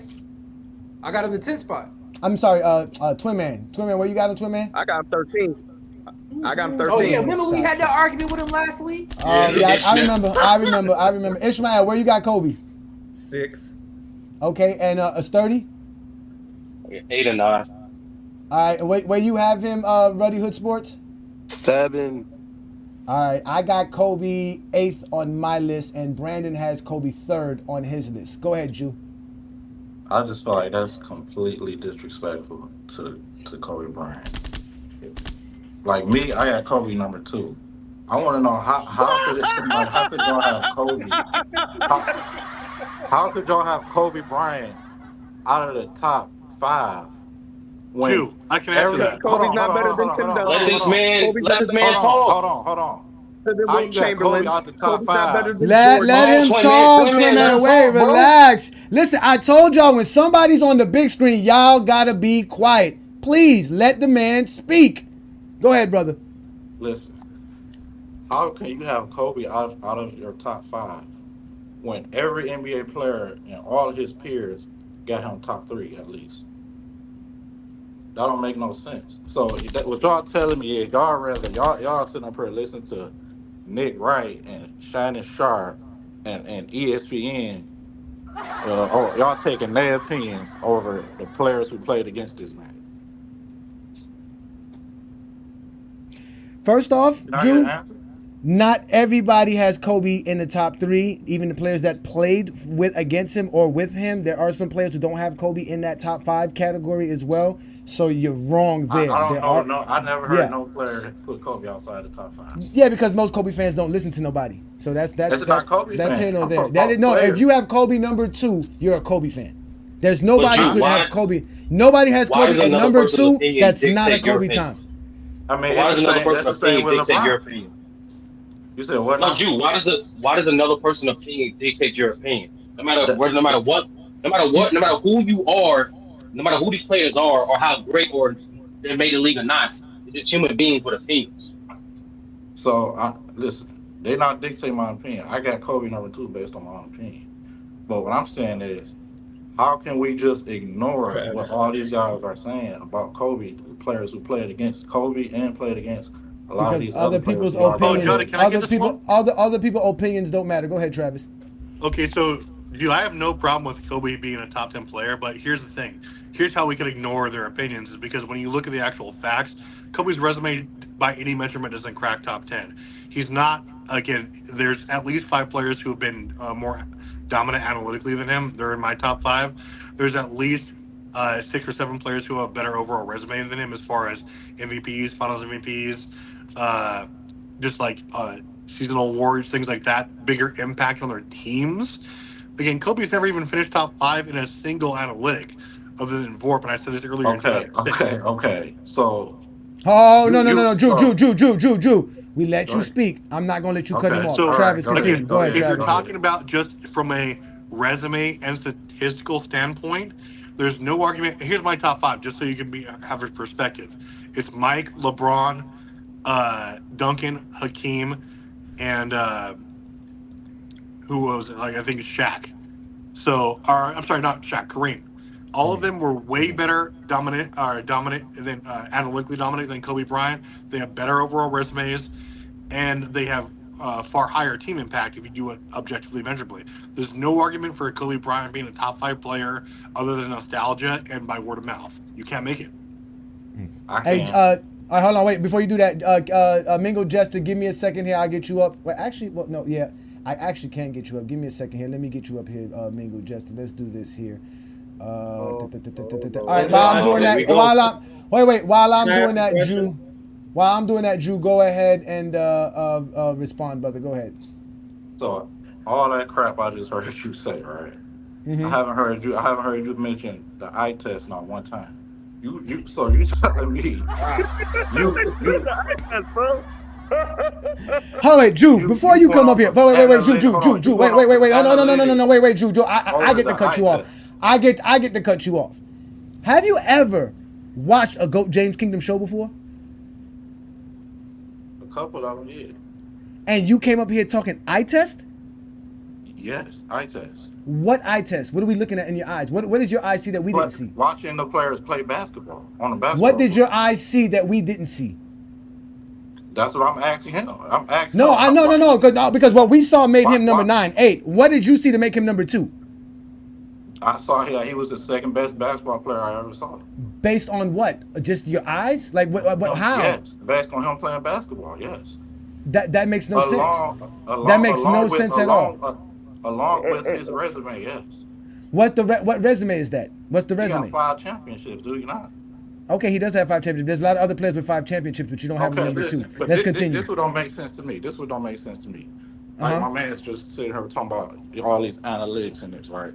How players are more impactful towards winning. Yes. How could that be? How can you say that when my man's got 5 championships?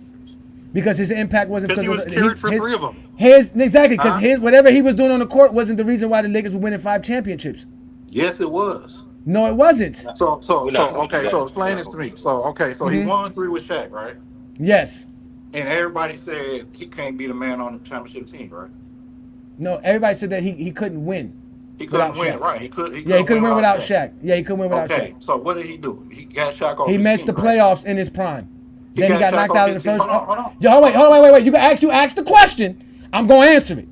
He got knocked out of the first round after not making the playoffs without Shaq. Then he actually choked when he was up 3-1 in the first round when he didn't have Shaq. It wasn't until he went to the Lakers and said that I no longer want to play with this franchise anymore because you're not giving me enough to win that they decided to trade for Paul Gasol. And by getting Paul Gasol, it changed the dynamics of what the Laker team was, and adding Phil Jackson back to the team to help them. So Kobe is not the reason why the Lakers won championships, although he was very helpful for them winning a championship. Listen, Kobe got Shaq. They said they told Kobe he came without Shaq. He Mm-hmm. got Shaq off his team. Right or Yes. wrong? Yes. Exactly. Okay. Mm-hmm. After Shaq left team, they went Mm-hmm. through a rebuilding stage, right? Why rebuild? You got Kobe. Why are you rebuilding? Because it wasn't just Shaq that left. Right. The whole Why did only it- Shaq didn't leave? No. Wait. Why did a bunch of players leave? Why nobody wanted to stay and play with Kobe? That's beside them. No, that's the no. That don't have That's nothing the to do with that's the question. No, that's the question you gonna answer because you make it. You said it's Kobe, so Kobe should be able to influence. Kobe should be able to influence the players that help him get to the finals in 2004 outside of Shaq. Since Shaq is not the man, it's Kobe. Where was the players that wanted to play with Kobe? Listen, bro, we talking about what was reality. Your eye test didn't see that part, did it? Wait, hold on. What did your eye test? What did your eye test tell you about Kobe Bryant in 2005? The reality is, they went through a rebuild. What did your eye test tell you about 2005? Kwame Brown, Chris Mill, right? Was for 3 years, right? And he dragged them to the playoffs, right or wrong? No, he dragged them to the playoffs now. Is that what not happened? impacting winning? Hold on. What happened Kobe when Bryant he had the carrying team Bush that Parker and Dwayne Kwame Wade Brown? went to the playoffs with? Kobe What Bryant happened to the carrying players? Bush Parker and Kwame Brown, that's not impacting winning? Again, I'm going to ask you a question. You're going to answer my question, Drew. I'm going to ask you again. What's your question? Why didn't Kobe Bryant take the same team that was traded over from the Miami Heat to the playoffs? He got Caron Butler, he had Lamar Odom, he had a couple other players from that Heat team that made the playoffs. Why couldn't Kobe make the playoffs in 2005? Where was your eye test then? Kobe took a lesser team to the playoffs in 2006. Shaq's been taking teams to the playoffs since he's been in the league. So we already know that. Shaq took a team to the Eastern Conference Finals without Kobe the next year. To the Eastern Conference Finals? The Miami Heat. No, he did. That B Lee. He wasn't the best player on that team. What? In 2005? Shaquille was the best player on the Miami Heat team. Yes, he was. Oh, I thought you were talking about the championship year. You said the championship No, year, right? I said the next year. While Kobe wasn't making the playoffs with the same Heat roster that was making the playoffs the year before, Shaquille O'Neal went to a team that gutted their roster for him and took him to the Eastern Conference Finals and could have made the finals. He still had D-Wade over. Dwayne Wade was a second-year player.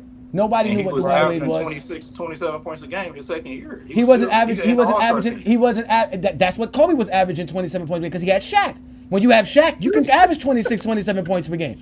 Bro, come on. You're not finna credit Shaq for why D-Wade. Oh, I am going to credit Shaq. I'm a Miami Heat fan. I witnessed it. I saw it. My eye test. My eye test saw it. I don't know what you're talking about. My eye test saw it. I was here. I remember Shaquille O'Neal. You're trying to change history. Let's let a real Kobe. There's no facts. You haven't spit not one fact. Matter is this. Say another motherfucking word and this shit is over. And I ain't playing, nigga. Sit your ass down. Bruh, you guys have to learn to respect GOAT James Kingdom. We talk basketball. Your eye test doesn't matter. Never worked, never gonna happen here. This is GOAT James Kingdom, my friend. You came here and said that Kobe Bryant is second. That's your personal opinion. You're fine. You're allowed to have such an opinion. But because you have that opinion, man, sit your dumb ass down. What you just said is one of the most insanely idiotic things I have ever heard. Everyone in this room is now dumber for having listened to it. Mingle Jester, what's good, brother? Unmute yourself, Mingle Jester. Thank you for joining us, brother. Please represent for Kobe Bryant fans better than that. Please, brother, please, because this guy's crazy. Come on, man. Come on, hey Johnny, you gotta be smarter than that, bro. You know basketball better than that now. Come on, man. I've been giving Kobe praise all day, Mingle. I've been giving him praise all day. You know better than that. First of all, in 2005, Kobe got injured. That's number one. We all know Kobe got injured in 2005, and that was part of the reason why they missed the playoffs. We all know this. I guess God didn't know it because he didn't say it, but yes, Kobe got injured in 2005. He was? Also, how many games he missed in 2005? I don't remember. He Kobe. missed like what? I don't know, like 17, I think it was. I think he like 17, 18, something like that. Yeah, like 20 games. You're right. 20, something like that, yeah. Okay, go ahead. Continue, go ahead. So basically what I'm saying is, when y'all talking about Kobe, and you talking about analytics ain't come to the game until recently. Guys weren't even going by analytics back in the day. Analytics just hit the game, and everybody taking analytics to the next level and think that's the only thing that matters in basketball, which is not. Analytics ain't the only thing that matters in basketball. You do know that, right? Travis, Also, that's Travis's thing. That's Travis's thing. Yeah, I know it is. I heard him when he said it. What an idiot. Also, basically what I'm saying is, not only do Kobe got the second most all NBA teams and all-star appearances after LeBron James, he also got a lot of other stats that guys don't bring up that guys just fail to just not mention or whatever the case may be. But it is what it is. And then you telling me that team only won because they got Bill Jackson and Pau Gasol. So you telling me that team winning them 2 championships without Kobe Bryant? That's what you basically telling me. No, I'm saying Kobe Bryant, just like every other player. No, every other player needs a team to win. I understand that. That's you the try whole. to make That's it seem it. like the only reason that team won was because Pau Gasol and Phil Jackson. No, listen. If they don't get Pau Gasol, the Lakers are not a championship contending team. And I agree with that. But at the same time, though, Kobe was the driving force of that team. No, and he you was, know no. this, I know this, and everybody else know that. And what did I say? He went to the Lakers and said, y'all better do something. Because y'all promised me, y'all made me get rid of Shaq. Because if Kobe really wanted to just win, he'd just keep Shaq on the team. They would have won another 2-3 championships. Easily. Yeah, but he wanted to be the man, and I agree with you. But that's why he told him in 07, y'all better do something because I'm out here trying my best. I'm working out every day like I've been telling y'all. I got this mentality. I'm ready to do what I got to do. Y'all got to help me. And they got him Paul Gasol. You can't act like getting Paul Gasol for Kwame Brown. It's not like the all-time greatest steal in trade history, bro. It was, but Jordan do you know? It was, but do you know? That never happened. Thank Jordan again for Kobe 2 chips. It was, but do you know? Pau Gasol only made one All-Star team before he got with Kobe Bryant. One. That's true. But Paul Gasol, Paul Gasol, I'm gonna say that again. He only made one All-Star game before he got with Kobe Bryant. One. Mingo, I got you, but he was also Just rookie one. of the year. And he had a Grizzlies team on. I know, but he was also rookie of the year. He was also averaging 20 and 10. He was a baller. He was really a good player. And it worked well to have him. And mind you, because the Lakers didn't have a good record in 05, they were able to pick up an Andrew Bynum in that draft, right? Which helped them out because Andrew Bynum was a big-time baller during the late 2000s. He was one of the best rebounders and the rim protectors. So the Lakers had Lamar Odom, who was one of the best multifaceted players. Then they added some good pieces. They brought back Derek Fisher as well because when Derek Fisher wasn't there, they wasn't making those type of runs. So you gotta agree that they did a good job building a team around Kobe because Kobe's that great. But like what Drew was trying to say, his eye test was basically making it seem like Kobe won a championship without Shaq, and they were making fun of him because of Shaq. No, we all know that Kobe won because he had Shaq. Yeah, like we know that. Gesture, like you can't. We say, know like, this. He wasn't. It's fair to say Kobe was the driving force, but like Johnny said, they basically rebuilt that entire team from like the 04 finals appearance up until like when they made it again in 08. Like you lost like key pieces like Rick Fox, Fisher was gone. He came back. You had like guys like Trevor Ariza there who were key. And like Kobe was good, but Pau Gasol was arguably the best player in the 2010 finals, especially like efficiency wise. Like Kobe was good, but if you replaced him with like LeBron James, they probably sweep every single series they play then, especially from a dominant standpoint. Like Kobe was good, yes, and like they definitely, there was no question they had the best team in 2009 and 10. I mean, like, but where was LeBron like, James in 2009, 2010? He was winning 63 and 60. He was the best team in the league. That's where he was. He was winning in the playoffs.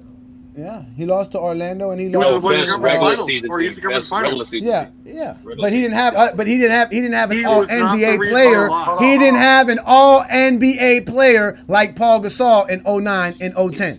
He lost to Orlando, right? Yes. Sure. Who Kobe beat in 2009 and he put up better numbers against Kobe beat him because Kobe had an All NBA teammate in Pau Gasol. LeBron didn't have that. Kobe created Pau Gasol into an All NBA teammate. No, No, see, he look, was there, already there, see, there you go. Oh my God. There we He go. was Let, hold on, wait, Oh hold on, my wait, God. Jew, before you go, Jew, before we argue with Jew, we all know we got to give everybody a chance to have their speech, and everybody got a chance to talk. Yeah, Red Hoodie that's what I Sports, you did. got your chance to speak, right? Did Red Hoodie Sports speak yet? No. Who that is? Yeah, I'm No, here, I'm here, I'm okay, here. so, all right, so let's let Red Hoodie Being Sports here, get the his voice take in. of all voices. All right, because we about to get up out of here very shortly as well, ladies and gentlemen. But let's let Ruddy Hood Sports get in. Thank you, Ruddy Hood Sports, for supporting us. Y'all make sure to subscribe to his channel. What you got on today's topic? What's good, everybody? Hope everybody on the panel's doing good. What's good, chat? Hope y'all all doing good. So I just want to list something right quick. My top 7, right? I got LeBron, I got MJ, then I got Bill Russell, then I got Magic Johnson, then I got Wilt Chamberlain, then I got Kareem Abdul-Jabbar, and then I got Kobe Bryant. So there ain't no hate, okay? I don't know a lot of people that even have Kobe in their top 10, okay? But I'm not one of those people. The other thing I was going to say is this about the subject of the show, right? Kevin Garnett and Magic Johnson, I feel like they were in their feelings, okay? If you want to just keep the 80s, the 90s, the early 2000s, if you want to keep them in their place and say, it was great, it was wonderful, it was magical, then that's fine. But once you start making comparisons, okay, that's where we have a problem. Kevin Garnett did not do all the ifs, ands, and buts. He talked about the players of today's game saying that they could not survive 20 years ago. So when you say that, you got to take the players of today's game and everything that comes with them. And I'm talking about like Jokic, right? Three-point shooter, three-point shooting big, basically a point center that can space the floor, along with other bigs like AD who can space the floor from the mid-range, Joel Embiid who can space the floor. You have a lot of people today that are just so much more advanced, and it gets crazy because I've never heard this type of conversation when it comes to anything else, when it comes to football, when it comes to boxing, when it comes to technology, when it comes to cars. I've never heard people say, oh, well, the older cars would be better than the newer cars. No, I've never heard that. It's only when it comes to basketball that all of a sudden, when the older players, or let me say the newer players, would not be able to survive back then. I'm going to tell you this. LeBron, Steph, and I said this in my last super chat, LeBron, Steph, KD, they probably win 10 in a row, especially if they on a team together. They probably win 10 in a row in the year 2000. They probably win 10 in a row in the 80s. They probably win 10 in a row in the 90s. This is just how much more the game has advanced, and we cannot punish today's game for being much more advanced. I respect what Ant-Man said, because from Ant-Man's perspective, the 80s, 90s, 2000s, they're kind of mid. And like you guys alluded to earlier, Michael Jordan was being promoted like crazy. So Ant-Man, who probably wasn't alive to see a lot of this happen, a lot of people play, who's he heard? Who has he heard about this whole entire time? What everyone's been pushing, MJ, MJ, MJ, MJ. And this is the reason why he secluded all these other players and just mentioned MJ. We have to have respect. Now, if we're to have respect for the days of old, then we need to have respect for today's game as well. And it seems like a lot of these older players like Kevin Garnett and some, because I love Magic Johnson, but sometimes Magic Johnson lose respect when they hear an opinion like Ant-Man's. And it's just crazy to me, man.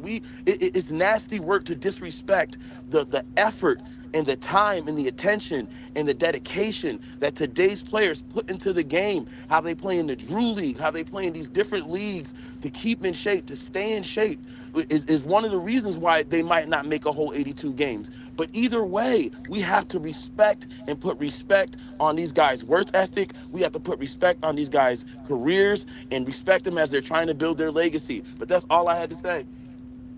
All right, well, shout out to you. That was a good take by you. Now, In other words, the owners of the team, they got to have a good player to play 50 games or a trash player that play 82 games. So that's all I heard. No, they just gotta let them. You heard wrong. I got to pay him for 82 games, but I'm No, they just got you playing them players because everybody's making money. The NBA just signed like a 70, no, I'm 50, just saying, as $60 an owner, billion yeah, I'm getting deal. money, but I'm They need to get their money. all this money, and I know I'm only going to get 60% of them for the season, but I'm paying 100% for them.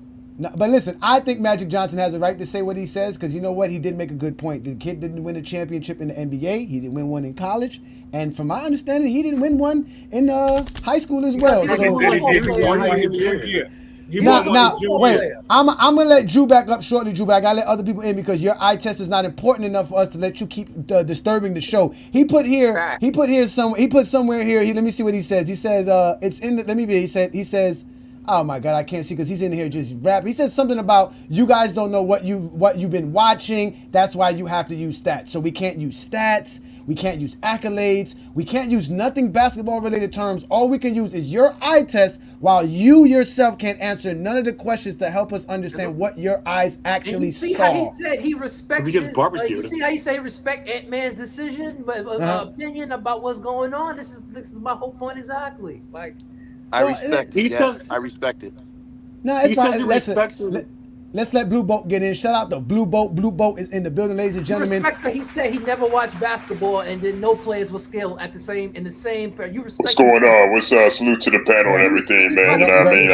I'm liking the show today. Whatever. You know what I mean? The Lord is talking. The Lord is spoken. Go ahead, Blue Boat. The Lord is talking. Real quick on a couple things, you know what I mean, especially that last caller with the whole Kobe thing. First off, with the whole era things, right? I kind of get where Ant-Man is coming from, you know what I mean, because, you know, Ant-Man is, how old is Anthony Edwards? He's, 22? 22. Yeah, that means he was born in 2001, right?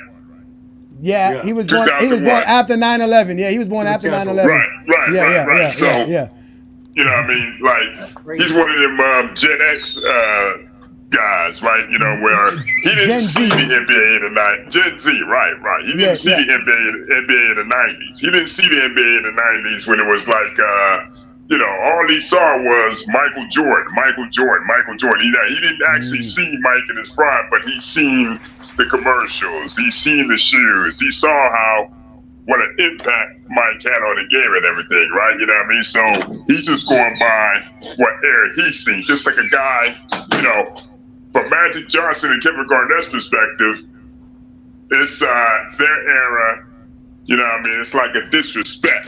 But then again, you can't blame Anthony Edwards for not being in that era. Maybe, like I said, if he had seen the game from that perspective like we did, you know what I mean, then I think his mindset will be different. But from like, you know, 2000, I say about 2011 on, he only seen LeBron, KD, and Steph. He came in the league, you know, just like, you know, like when Grant Hill came in the league with Jordan, right? So it's kind of apples and oranges to actually compare eras because it's like everything evolves. Everything evolves, you know what I mean? It's like, just like the 60s evolved from the 40s, just like the 90s evolved from the 70s, just like the 2010s evolved from the 80s. Every different aspects of the game evolve where, you know, it's different, you know what I mean, where it's like comparisons, apples and oranges, you know what I mean? So for me, it's like very difficult and very complicated to compare eras, especially, you know, when it's like evolution of all, you know.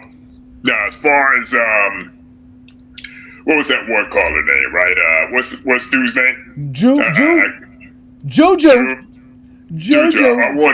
I'm about to bring him up shortly. I want to ask this guy, right? I want to ask this guy's top 5 and everything, man. You know, I mean, as far as like Kobe Bryant goes. All right, so I'm gonna put you down, Ruddy Hood Sports, and then we'll bring back Drew. Drew can answer that question, but go ahead, finish up, Bo, and then we'll let Drew answer that question. Go ahead. Right. And now I was saying, like, make this short and simple. Like, Kobe was a great player. I got him personally at number 8 all time. He been Larry Bird or Tucker Ward between 8 and 9. You know what I mean? But when you look at the stats, I mean, I know people say stats, even the eye test. The eye test is part of the stats. The stats are the eye test when you think about it. You know what I mean? But there's no comparable measure to make Kobe a top 5 player. You know what I mean? Don't get me wrong, he was great. There's one. There's one. What? There's totals. Yeah. Total points scored, because he's third all time in points scored, and that's how you can put Kobe in the top 5. That's facts. That's facts. Even that.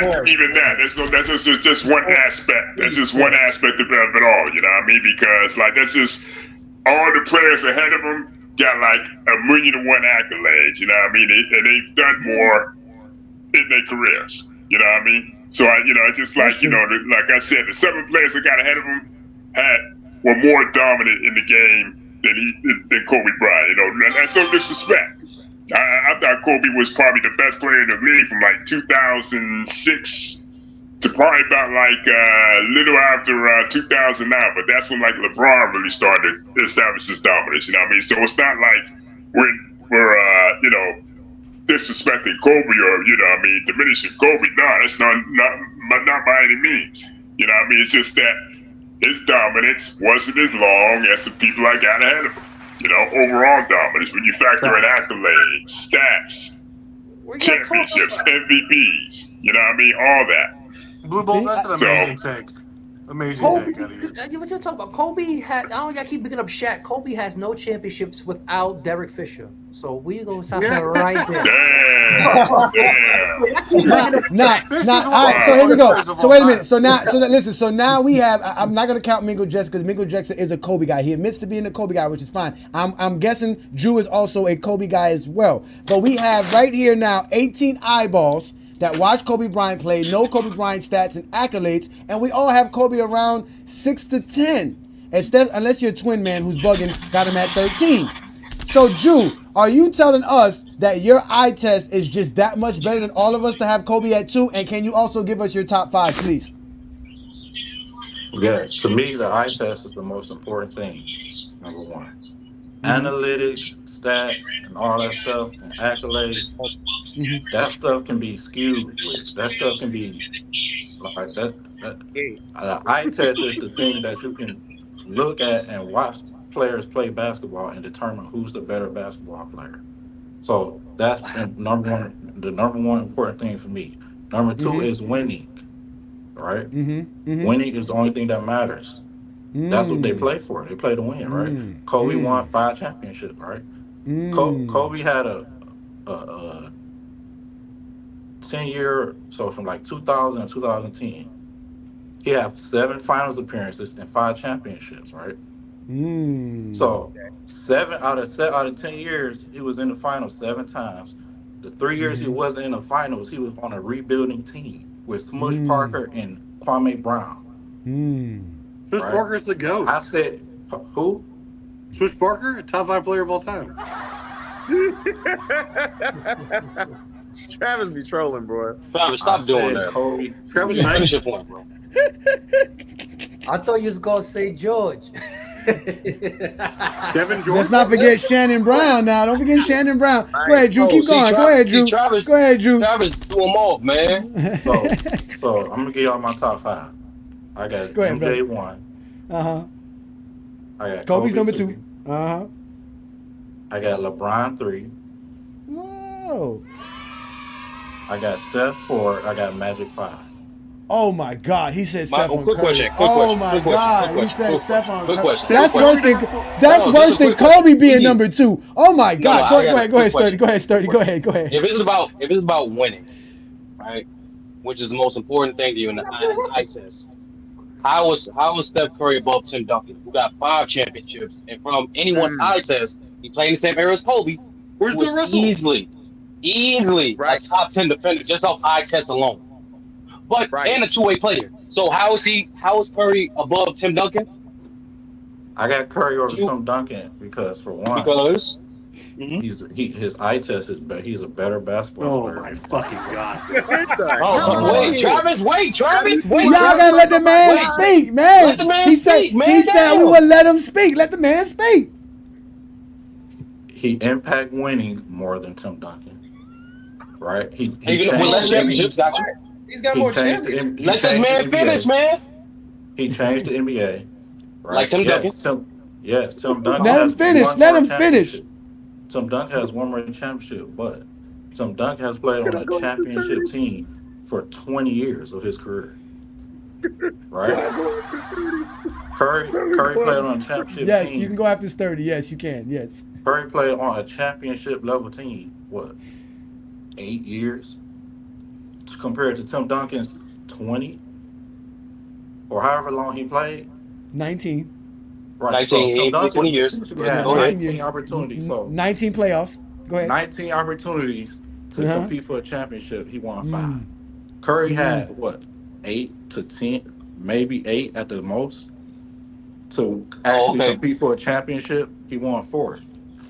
Stephen Curry. Okay, so just to Hold on. clarify. Oh, my fault. Just to clarify, you're saying 19 years Tim Duncan been on a championship team. Just to clarify. Since he came to the league, since his rookie year, yes. So 19 years he been on championship league. Go ahead, bro. Go ahead. All 19 years. Go ahead. Go ahead. What's your point? All right, go ahead. No, Are you done, Sturdy? no, go ahead. No, are you done? Because I know Twin Man is. Larry. No, Twin Man is cock and loaded, ready to go. You ready, Twin Man? Pause. Well, I give you say. He said pause. He said pause. Yo, so let me get this right. Let me. I want to make sure I understand. I want to put me on the big screen, big dog. Put him on the big screen. Big screen time, ladies and gentlemen. We got a GOAT James Kingdom member, Twin Man. Let him have it, brother. Go ahead. Hold up. So let me get this right. He said Steph Curry, his eye test tells him Steph Curry's better than Tim Duncan, who was a defensive juggernaut for 10 straight seasons, who never missed the fucking playoffs. Are you serious? You're talking about a Tim Duncan who has a legitimate argument to be the best defender ever. Are you serious? You said Steph Curry's better than that? You told me when you had Steph Curry in your top 5. How do you have Steph Curry over Hakeem Olajuwon? How do you have Steph Curry over Shaq?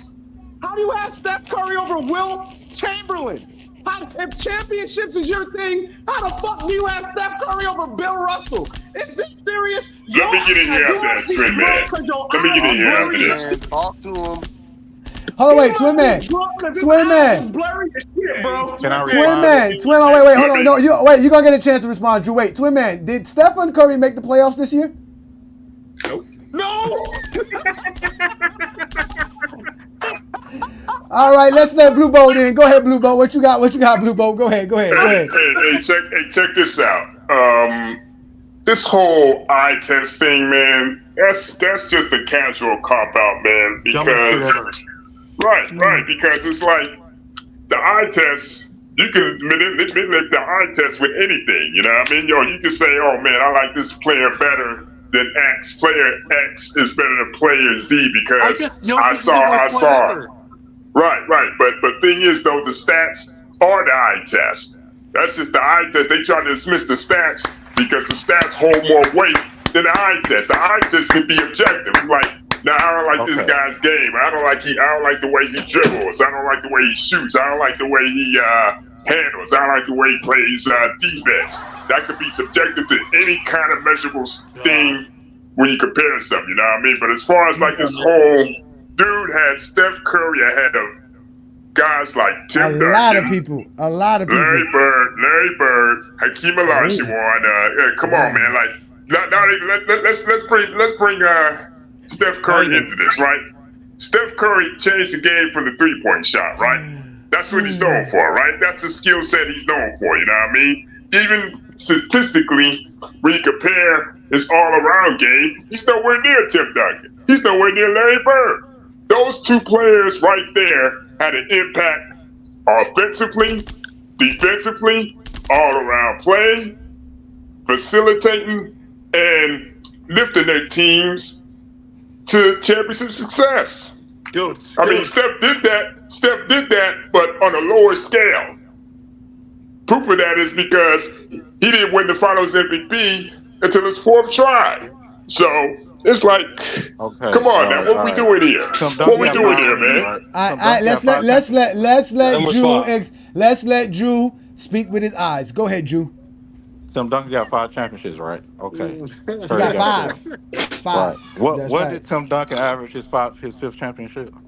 What was his stats? Man, he was past his like prime. 15 Come on, points. man. He was more of a team-oriented player. Hey, just answer the question. He averaged like 15, 16 you. points. It was like 15, 16 points. Something like that. Okay, all right. Hold on, bro. Wait, let's just answer the question. Listen, now mind you, he told us stats don't matter, but he's asking us about stats. I didn't say 15, I didn't say stats don't matter. 15 to 6. Yes, you answer did. the question? Oh, wait. No. Stop, Sturdy. Listen, I'm letting y'all cook this man, but listen, you did say the stats don't matter. You gave us exactly what it would matter. You said eye test. You said winning. Those were your factors. Now, because we're talking to you about, we left you alone with Kobe Bryant. We left you alone. We said you're a Kobe Bryant fan. We understand why you got Kobe number 2. But now you're gonna get chewed up, spit out, and then we're gonna go ahead and put you back into the plate because Curry's not better than the guys that went. I mean, nowhere near number 4 at all. You're talking about winning. Stephen Curry only won what between 2015 and 2019 or 2022? So that's what a 7-8 year span. What about Larry Bird? What about Magic Johnson? Magic Johnson won 5 championships within 9 seasons. Hold on. I got Magic 5. Magic. That's what I'm saying. Magic is way much more impactful. Magic was way much more impactful in winning and all of that. Bill Russell won 11 championships in 13 NBA seasons. He was saying not the eye test. No, but obviously he never saw Bill Russell play. He never saw Magic play. He never saw Jordan play. He never let that man respond, man. That man said he saw Magic play. Y'all heard the man said he watched. Magic. How old are you, Jew? How old are you, Jew?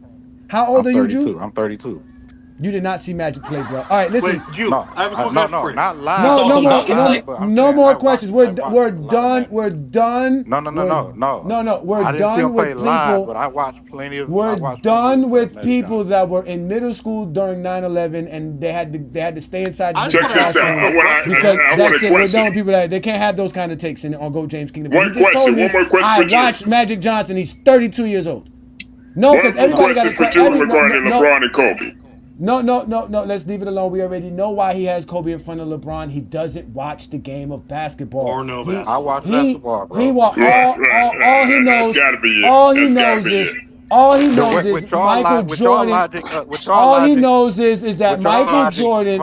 No, there is no hold on. I'm talking. When I am talking. Sit your punk ass down. That old bullshit. Again, when I'm talking, you shut the fuck up. We know why you got Kobe in front of LeBron James. Because you think Michael Jordan is the GOAT. And the way Michael Jordan plays the game of basketball makes him the GOAT. So there's no way Kobe can't be the second greatest player of all time. Because obviously, he's the closest thing to Michael Jordan. We already know your thought process. But we know you didn't watch Michael Jordan play the game of basketball. We know you didn't watch Magic Johnson. We know you watch more of Kobe Bryant than anybody. More of LeBron James than anybody else. And at the end of the day, the truth of the matter is that Kobe Bryant is not a top 5 player in NBA history. All of us here are basketball fans. All of us watch the same things that you watch. In fact, most of us here watch more basketball than you did.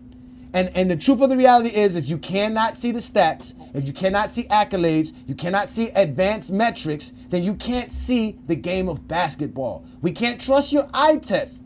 And this is why you get put in the dugout. Because none of you guys who really like Kobe Bryant know how to talk the game of basketball. Let's discuss. I ain't discussing shit with no goddamn kid. Motherfucker, let me tell you something. Who give a fuck? Sit your ass down. All right, ladies and gentlemen, we gonna let Brandon Katz up because he actually was waiting patiently, and now we know officially we're about to have somebody go in the dugout for show. Let's go, Brandon Katz. What's happening, bro? What you got for us today?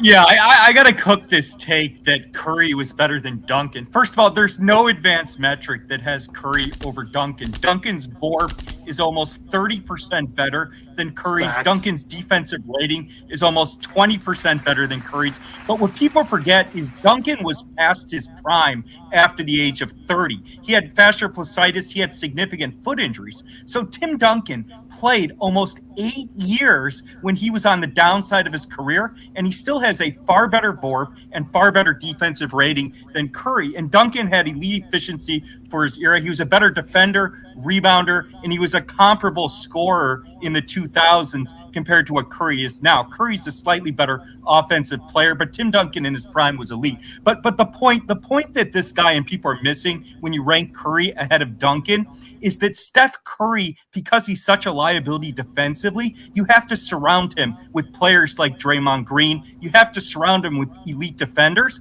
Curry also needs elite spacing to be an elite offensive player. Curry was not close to an all-time great player until Steve Kerr came in 2015 and he put his system in. So Steph Curry needs elite spacing. That requires teams to play small. That hurts them defensively and it hurts them on the boards. Part of the reason Golden State is struggling in the West, which is huge right now, is the Warriors have to play small to give Curry elite spacing. That lets them get cooked by players like Anthony Davis in 2023 and Jokic in 2022. So Duncan can play in any lineup. He's giving you elite offense and elite defense. Curry needs elite spacing, and he needs multiple elite defenders around him too. The Spurs won nothing before Duncan, and they won nothing after him. They had good teams, but the Spurs were not a championship team without Tim Duncan. And really, if you look at the Spurs in the 90s, even with David Robinson, that team got to one conference finals, and they got obliterated by Houston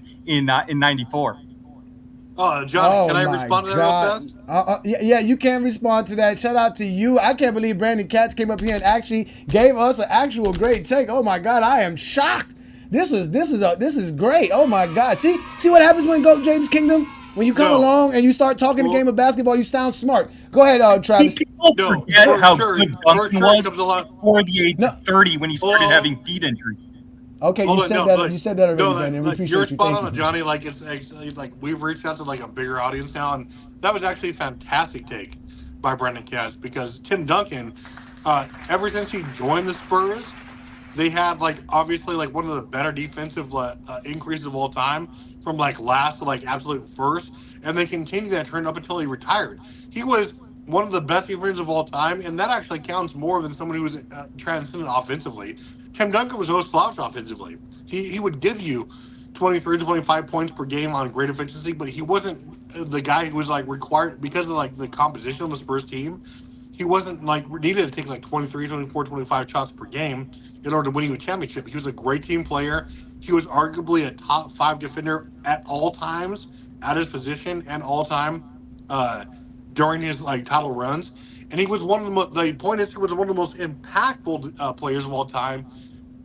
Regardless, that's why he's top 5 in my book, and that's why he's like better than someone like Steph Curry, who was really only great on one end of the floor.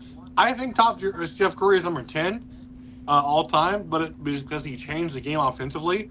But there's no way you're going to actually put him above a player who was a two-way player, a top 5 two-way player of all time, like Hakeem Olajuwon, like Duncan, like Michael Jordan, like LeBron. You just can't do it, and that's why Tim Duncan is better than Steph Curry. Shout out to Ronald Kelly. He said, "Good take, Brandon. We still don't like you." No, Brandon. So yeah, listen, we're gonna get our final takes. We're gonna get up out of here. You guys have all been great. Drew, I'm sorry, Drew. I'm not gonna let you respond because you're not gonna tell us what your eyes saw, and we don't know what your eyes saw. I got a question for Brandon Katz. No, we gotta go, Blue Boat. We gotta go, Blue Boat. We gotta go. You damn, Blue no Boat. 5-hour stream again? Hell no, I'm not the crossover. Hell no. Actually, no, sir. I show 2.5 hours, sir. So it's more structure. Don't disrespect. That was a special welcome episode. So we're gonna go down the line. John, I'm gonna let you go last, King John. So we'll start with you, Travis. Any last take, sir? What you got for us? What's your last take, please? Hey, just as usual, we're calling all the people who are too afraid to actually come into the actual live chat to give their last takes, and that's like one and only. That is actually Kobe824, who's too afraid to hit the link, get exposed in real time. It's very easy to sit there, do some research, and like actually type out your responses when no one else has an opportunity when they're live. But it's another reason, or it's another matter entirely to actually come up here and like put your actually stored knowledge and off the cuff debate skills again one-on-one with whoever you're talking about on the panel. Because you're like the only reason you don't come up is because you know you're going to get exposed and ridiculed in real time, and like your fragile ego can't handle that. You are a casual. Come up here and prove us wrong. Otherwise, you're just Joker. That's right, y'all. Y'all know what's up with Travis, man. Again, Travis will be having a special a segment every week where he'll be doing a chat bomb with Travis. So be careful what you say in the actual chat, because he will drop a bomb on you if you ain't giving up a good take. And also, if you have any questions for him during the show, you can also just direct it to Travis, and he might respond to you during his chat bomb. So shout out to you. Let's let Craig King up here. Craig, what's your last take, brother? Well, my last take is what I was saying for the longest. I mean, yes, we all can agree the players today are more skilled than the players of 2010s, 20,000, 90s, whatever you want to call it. But it's still, rules still come into play of how what skills you will put more emphasis on. But the last part of my thing is the promos. Did you see how good of a show this is? You come here, you want to escape reality and be with other people besides myself who think LeBron's the GOAT. You come here and have a nice conversation. Then you can go out to the real world when it's Jordan the GOAT. Also, listen, and also don't sleep. Craig has his own segment. It's the checks and balances with Craig King. If you have a poor take, Craig will make sure to let everybody know how poor of your take it really is.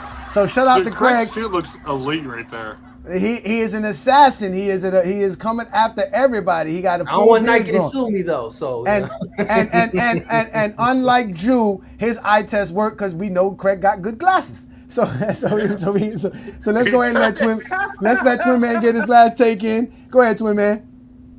So what I'm tired of is people coming up on Go James Kingdom with their Hennessy eyes, telling us what their eye test talking about. I need people to stop drinking and watching basketball, because if your eye test tells you Kobe Bryant's #2 or Steph Curry's the GOAT or Steph Curry's in the top 5 anywhere, you really have been drinking Hennessy, rum, vodka, Everclear, Grey Goose, moonshine. You mixed all that shit up and you chugged it. That's number one. Number two, we need to understand what Ant-Man was talking about. Instead of just attacking what the man said, we need to understand the fact that he's been indoctrinated his entire life to believe Michael Jordan's the GOAT. That's why he said what he said. I'm not going to attack this young man. I feel bad for this young man. He's been indoctrinated. The propaganda got to him. That's why he said that. But if we're going to be honest, he was talking about the 2-guard spot. Was he lying about the 2-guard spot in the 80s and the 90s? Comparing them to Michael Jordan? No, he wasn't. So again, but let's not attack Ant-Man. Let's understand what he was talking about. But lastly, this is the best place to talk basketball here and on FYF Sports. Go James Kingdom, we be holding this down all the time. I need people to understand that Kobe Bryant is not a top 10 player. I said what I said, and I'm standing on what I said. I've got him 13th. If you don't like it, kiss my grits. Thanks. And as Twin Man just said, if you look at the top scoring shooting guards in each era from the 2020s onto the 90s and the 80s, we can clearly see who's really the more skilled of the group. Jordan is more skilled than the 2020 players. What the fuck? Yeah, he's the only one, as Anthony Edwards eloquently exposed. Ishmael, your turn, brother. Two things. I want to say that the first thing is I think it's kind of disingenuous when people, they were praising Anthony Edwards for putting Michael Jordan in the top 5 as the GOAT, and the next thing you know, when he clearly probably hasn't really watched the game back then, he's saying that they weren't as skilled as Michael Jordan and stuff, and people, just getting hurt about the fact that, he's saying, he's saying the players weren't skilled. So I just think that if he didn't watch the game, then you shouldn't take his take. You should take his take on like who's his greatest players with a grain of salt. I think that it should be both ways. If you're going to say that if we can say Michael Jordan, if we can't say Michael Jordan's a GOAT because we didn't watch the games, then we shouldn't say Michael Jordan's the GOAT even though we didn't watch the game. So I just want to say I think that's disingenuous from people. My second thing is my last thing I'm going to say is that the game is changed due to the culture. Yes, some things are added with the rules, and modern advancements have some some place into the enhancement of the game, but to me, it's on a small scale. The main reason is because of the culture, is because children been practicing 3 times a day since they were grown. They only play basketball all day, every day. Well, you can believe what you want, Travis. I'm sorry, not Travis. I'm sorry, that's not Travis. Brandon That's Katz. That was Wall Street Brandon. Katz. Well, if you ever been around hoopers, bro, like I have, all right, that's and been in the AAU and the college basketball and all that other stuff, you wouldn't Kids know what play I'm talking fucking about. video games all day. Give me a fucking break. Bro, let him speak, man. What kids? Everybody, just let the man get his take in. Shut up, Brandon. Don't worry, Brandon. I got something for your punk ass when you show up to your last second. Ishmael, thanks for mistaking. Hurry up, Ishmael. Land the plane here so we can get sturdy up, please. It's like basically, the culture has changed in terms of basketball. There's a blueprint out there. It's difficult as it is enough to even play Division II basketball. Okay, so that's why guys are more skilled. That's why guys are more injured, because they've dealt with more hardship. You played basketball more. All right. So that's the thing. I'm saying the culture and the mentality is much different than it was. Ishmael, I'm starting for the Bobcats next year. Like, what are you talking about? Difficult. Hey, Brandon, you have an admirer in Willie Sermons, y'all. All right, so you done there, Ishmael? Yeah, I'm done. I'm good. All right, yeah, man. Shout out to Ishmael, man. Thank you for supporting us. He is a GOAT James Kingdom member. Ishmael. Let's let Sturdy in. Go ahead, Sturdy. Plug in your program and also give us your last take, brother, please. Yeah, y'all see the logo. Y'all know what it is. You can catch me on the crossover every Wednesday around 5:36, 6 p.m. Eastern time. Every Wednesdays we cover basketball, both WNBA and basketball in general. Remember these 3 phrases, people. John Stockton is not a top 5 point guard. Jerry West is a point guard. Do not listen to these old people. I don't know where it started. The man played 10 years as a point guard. He was a point guard. I don't know where the shooting guard thing narrative started. Then Tim Duncan is the top 5 player, because we keep forgetting how great Tim Duncan was, especially for his time. Do your own research, come to your own conclusion, and respect all eras, bro. Because greatness isn't predicated by the situation the person in. Greatness is determined by what that player does in that situation. All right? And not to say too, I realize this, Johnny. When KG said players can't play 20 years ago, he's referring to the 2000s. Why did you bring up a graphic for what the 2000 shooting guards did? I just realized that. Oh, because I honestly believe that Anthony Edwards was not talking about the 2000s. He was talking about Jordan's era. So we all know the 2000s had a bunch of skilled guards and a bunch of skilled players. We're talking about Jordan's era. That was the main thought. So Did anyone score 18,000 points in 585 games? Did they do that in the 2020s? Yeah, fuck you. What about the 80s? Okay, so Jordan's the most talented player of all time then, by this graph. Agreed. Hey, Johnny, the only reason I asked that because we need to touch upon shooting guards, by the shooting guards. Yeah, we need to touch. We just touched on the ant quote today. We also touched upon the KG quote, where he said how players can't play 20 years ago. So that's why. I know that, but we know that KG was saying that because he was coming from the 90s, because he's a 90s guy. He came in from the 90s. Oh, he's a 2000s player. Hey, Johnny, no, I know that. No, I know that. But he played 4 years in the 90s. He came up from, and what he was talking about was predicated off that, because he remembers being a kid coming into the NBA and being around a bunch of grown men. Today's NBA is not like that. These kids are coming in and they're not around a bunch of grown men. So that was kind of the difference. But you're right. Let's let 95. He's a 90s player. He played. Can I say Rudy Hood? I want to debate. Y'all don't say Jordan. Y'all would say Jordan lost 3 times. All right. Well, if you he got swept and all that, but because he was drafted in 90, he's a 2000. Jordan had no fucking roster when he got swept, and he played all-time great team. John, here we go. Don't get Brandon started, y'all. I'm trying to keep Brandon out of the dugout, y'all. Don't get Brandon started, please. Ready Hood Sports. Travis would like to debate you. Don't say that, Brandon. You know what happens when you say that stupid shit. Go ahead, Ready Hood Sports. Get your last take in, please. Oh yeah, Herm said he would destroy me in the debate too, but y'all not gonna win the debate. Herm says that about everybody. Rudy, you would be light work. Herm says that about everybody. But go ahead, brother. Go ahead. We'll set it up. Friday night exposure with the exposure. We'll make it happen. Go ahead, brother. We'll see. But listen, right? This is all I want to say. I don't wholeheartedly agree with Ant-Man's take, right? But I do respect it. And the reason why is once again, we could say that maybe the BlackBerry, right? I'll just say that, for example, was one of the greatest phones of the early 2000s. It was a great phone for the time. And we could say that Ant-Man is used to an iPhone 13. I would be a damn fool to criticize this man for having an iPhone 13 and all its advancements and technological advancements, then looking at the BlackBerry and saying, oh, this BlackBerry phone is mid.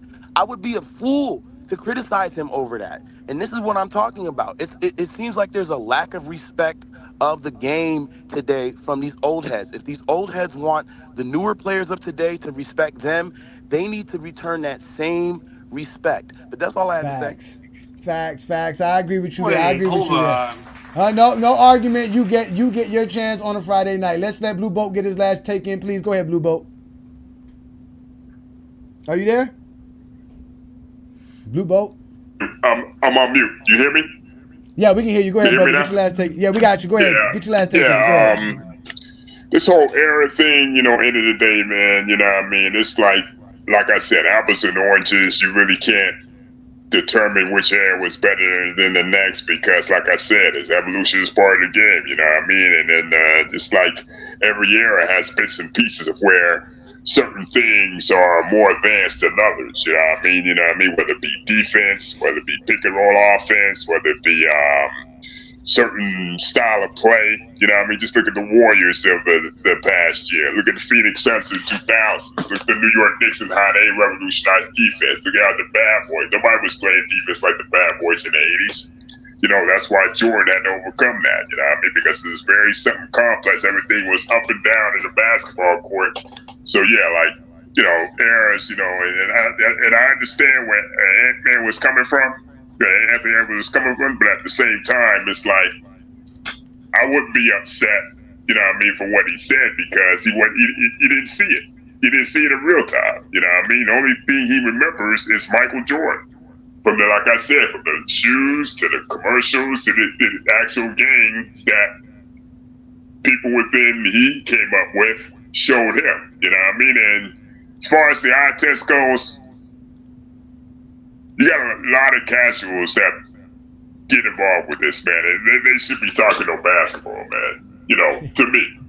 These casuals are the worst thing that ever happened to basketball talk, man. You know what I mean? Because now everybody thinks they know the game now. You know what I mean? Everybody thinks they can say whatever and apply this there to this player, apply this there to that player, and it's stick. So it's like, these casuals, you gotta get these casuals up out of here, man. Straight up. I hate. Y'all criticize this man for using the eye test just to have an old episode about using the eye test to see whether these guys were good based on video. Yeah. Wait. We use stats as well. I gave you the stats. That's why we were looking them up. Because without these stats, I wasn't gonna go look up nobody's information. You couldn't tell Mitch Richmond was good. Brandon Katz I just want no because a lot of people never saw Mitch Richmond play. A lot of people never saw Mitch Richmond play. So I had to show y'all. Y'all have to see it. Brandon Katz better throw me a shout out. I'm just saying. Who? Brandon Katz better throw me a shout out because I had his back for one show.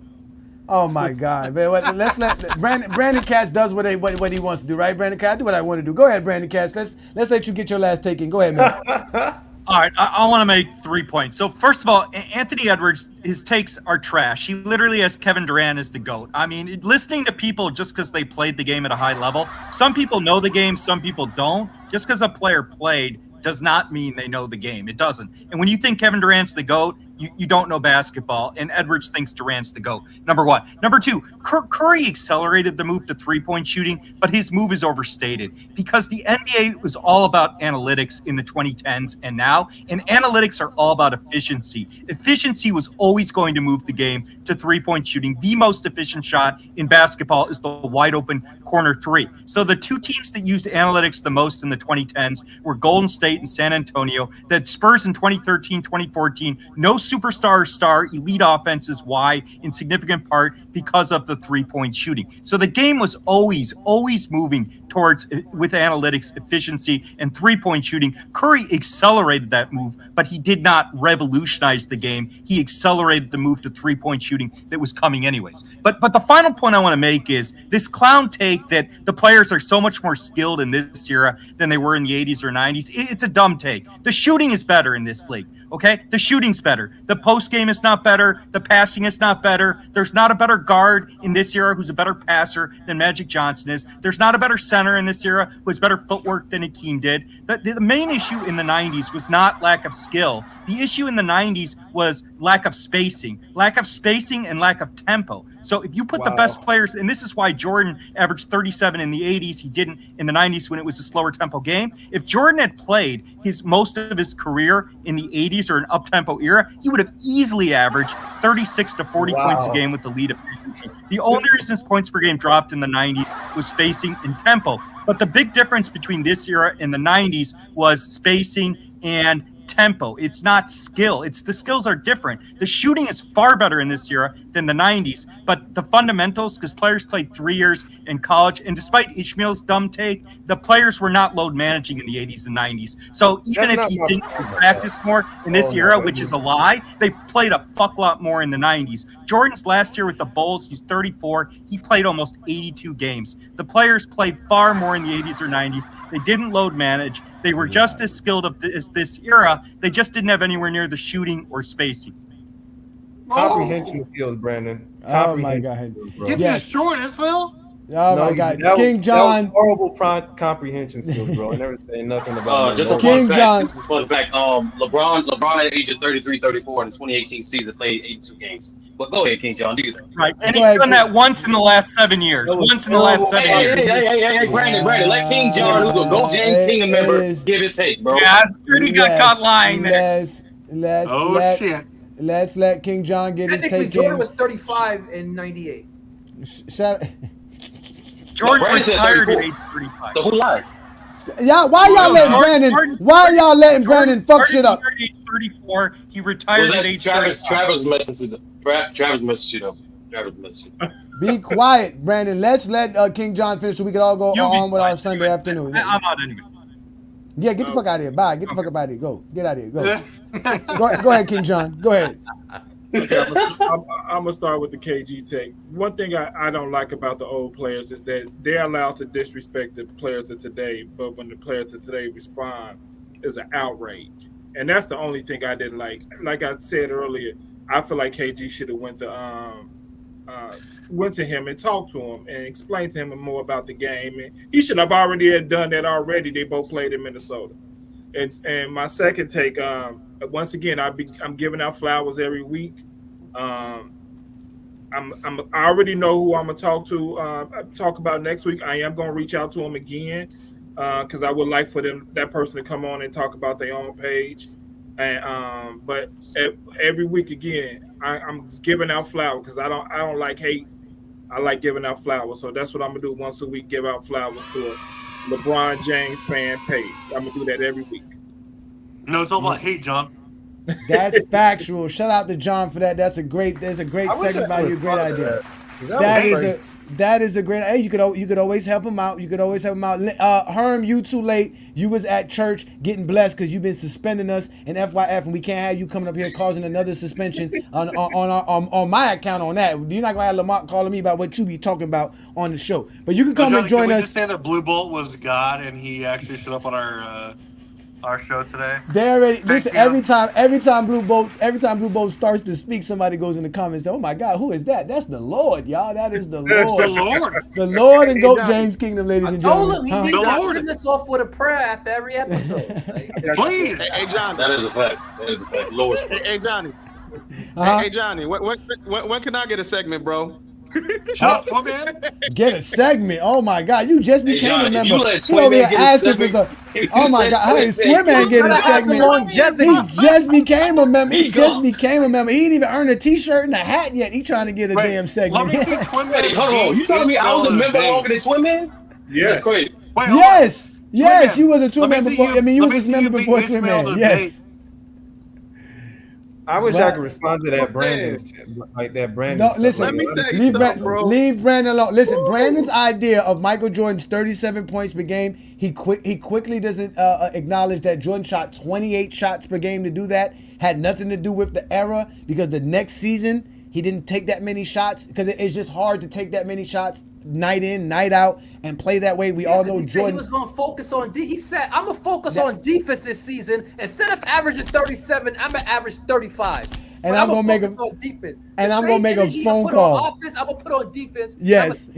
And I'm gonna make a phone call to the statistician and make sure that he got all the gifts that I sent to his house. I said the points. They didn't lie about 35.8. That's right. We've been exposing.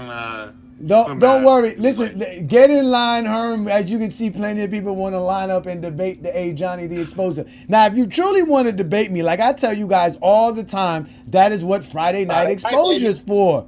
You come up on a Friday Night Exposure, and you'll be able to have a great conversation with me. We are collaborating with FYF as well. So there's no need to be afraid of that. You can come up and we can have a great conversation. Ain't nobody scared of none of y'all fools. Y'all know what I do best, man. No, listen, you're done, Travis. We're over 3 hours in. We about to get up out of here. It's my last take. It's time for me to get my last word in. My bad, John. Just a quick question. It involved exposure error because people had asked me this. When they come up to Fridays on Friday Night Exposure, right? And they debate you on topics that you're not doing that show, or it has to be topics for that show. They can, as long as they stick to the topic. Because like Peter did the other day, Peter wanted to have a conversation with me, but when I start cooking, they want to change the topic. And obviously, you gotta let me speak. You know what happens if you don't let me speak. Everybody knows what happens if you don't let Johnny speak. You end up. My bad. People have been asking me that. People saying they want to debate you, but they don't want to They was kind of confused whether or not they could debate you for Friday Night Exposure when you're doing a different topic. They want to debate if Michael Jordan's the GOAT or LeBron. They can do that on a Friday Night Exposure. That's what it's for.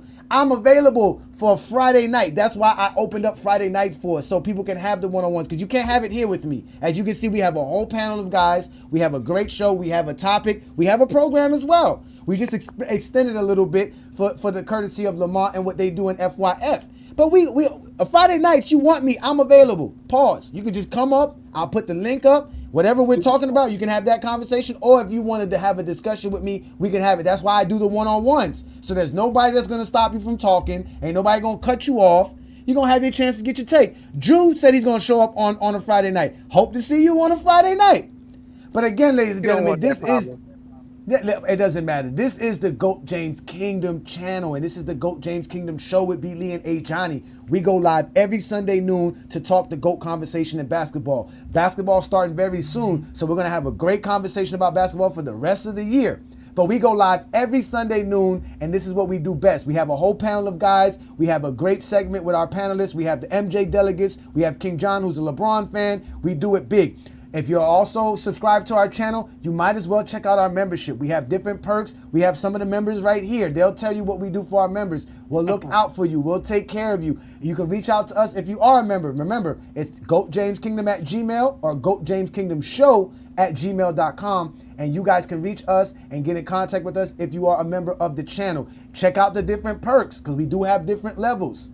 The better the level, the more perks that get involved. But you just get the normal level, and that's just supporting what we do, and you'll be able to have exclusive content, exclusive material. You'll have member chats, show shout-outs, all of that available to you. But obviously, if you want me, Johnny, the Exposer, one-on-one, that's on a Friday night, 9 p.m. Eastern, right here on FYF and the GOAT James Kingdom channel. This is what I like to do. I love to debate. We can debate all day long. Ain't nobody gonna put no fear in my heart. Because I'm ready for y'all. I got all the smoke for everybody who want to have the smoke. But ladies and gentlemen, this is the GOAT James Kingdom channel. I am Johnny the Exposer. I'm going to get up out of here. Hopefully you guys have a wonderful Sunday. I want to thank the panel. Thank you, John. Thank you, Craig. Thank you, Travis. Thank you, Twin Man, Ishmael, Sturdy, for being GOAT James Kingdom members. Thanks for all of the gentlemen that showed up and gave their great takes. Blue Bolt, Rudd Hoodie Sports. We even had Brandon Katz give us a great take today, which was astonishing. I didn't expect that. But it was a great conversation. We all had a great time. You gentlemen, enjoy your Sunday afternoon. Again, ladies and gentlemen, we are GOAT James Kingdom. I'm A. Johnny the Exposer. Shout out to Brandon. He'll be back next week on another great show. Ladies and gentlemen, peace and blessings. If you're a basketball fan and you're tired of basketball shows that talk about fake narratives and using non-basketball terms like killer instinct, playoff translation, gravity, come to GOAT James Kingdom.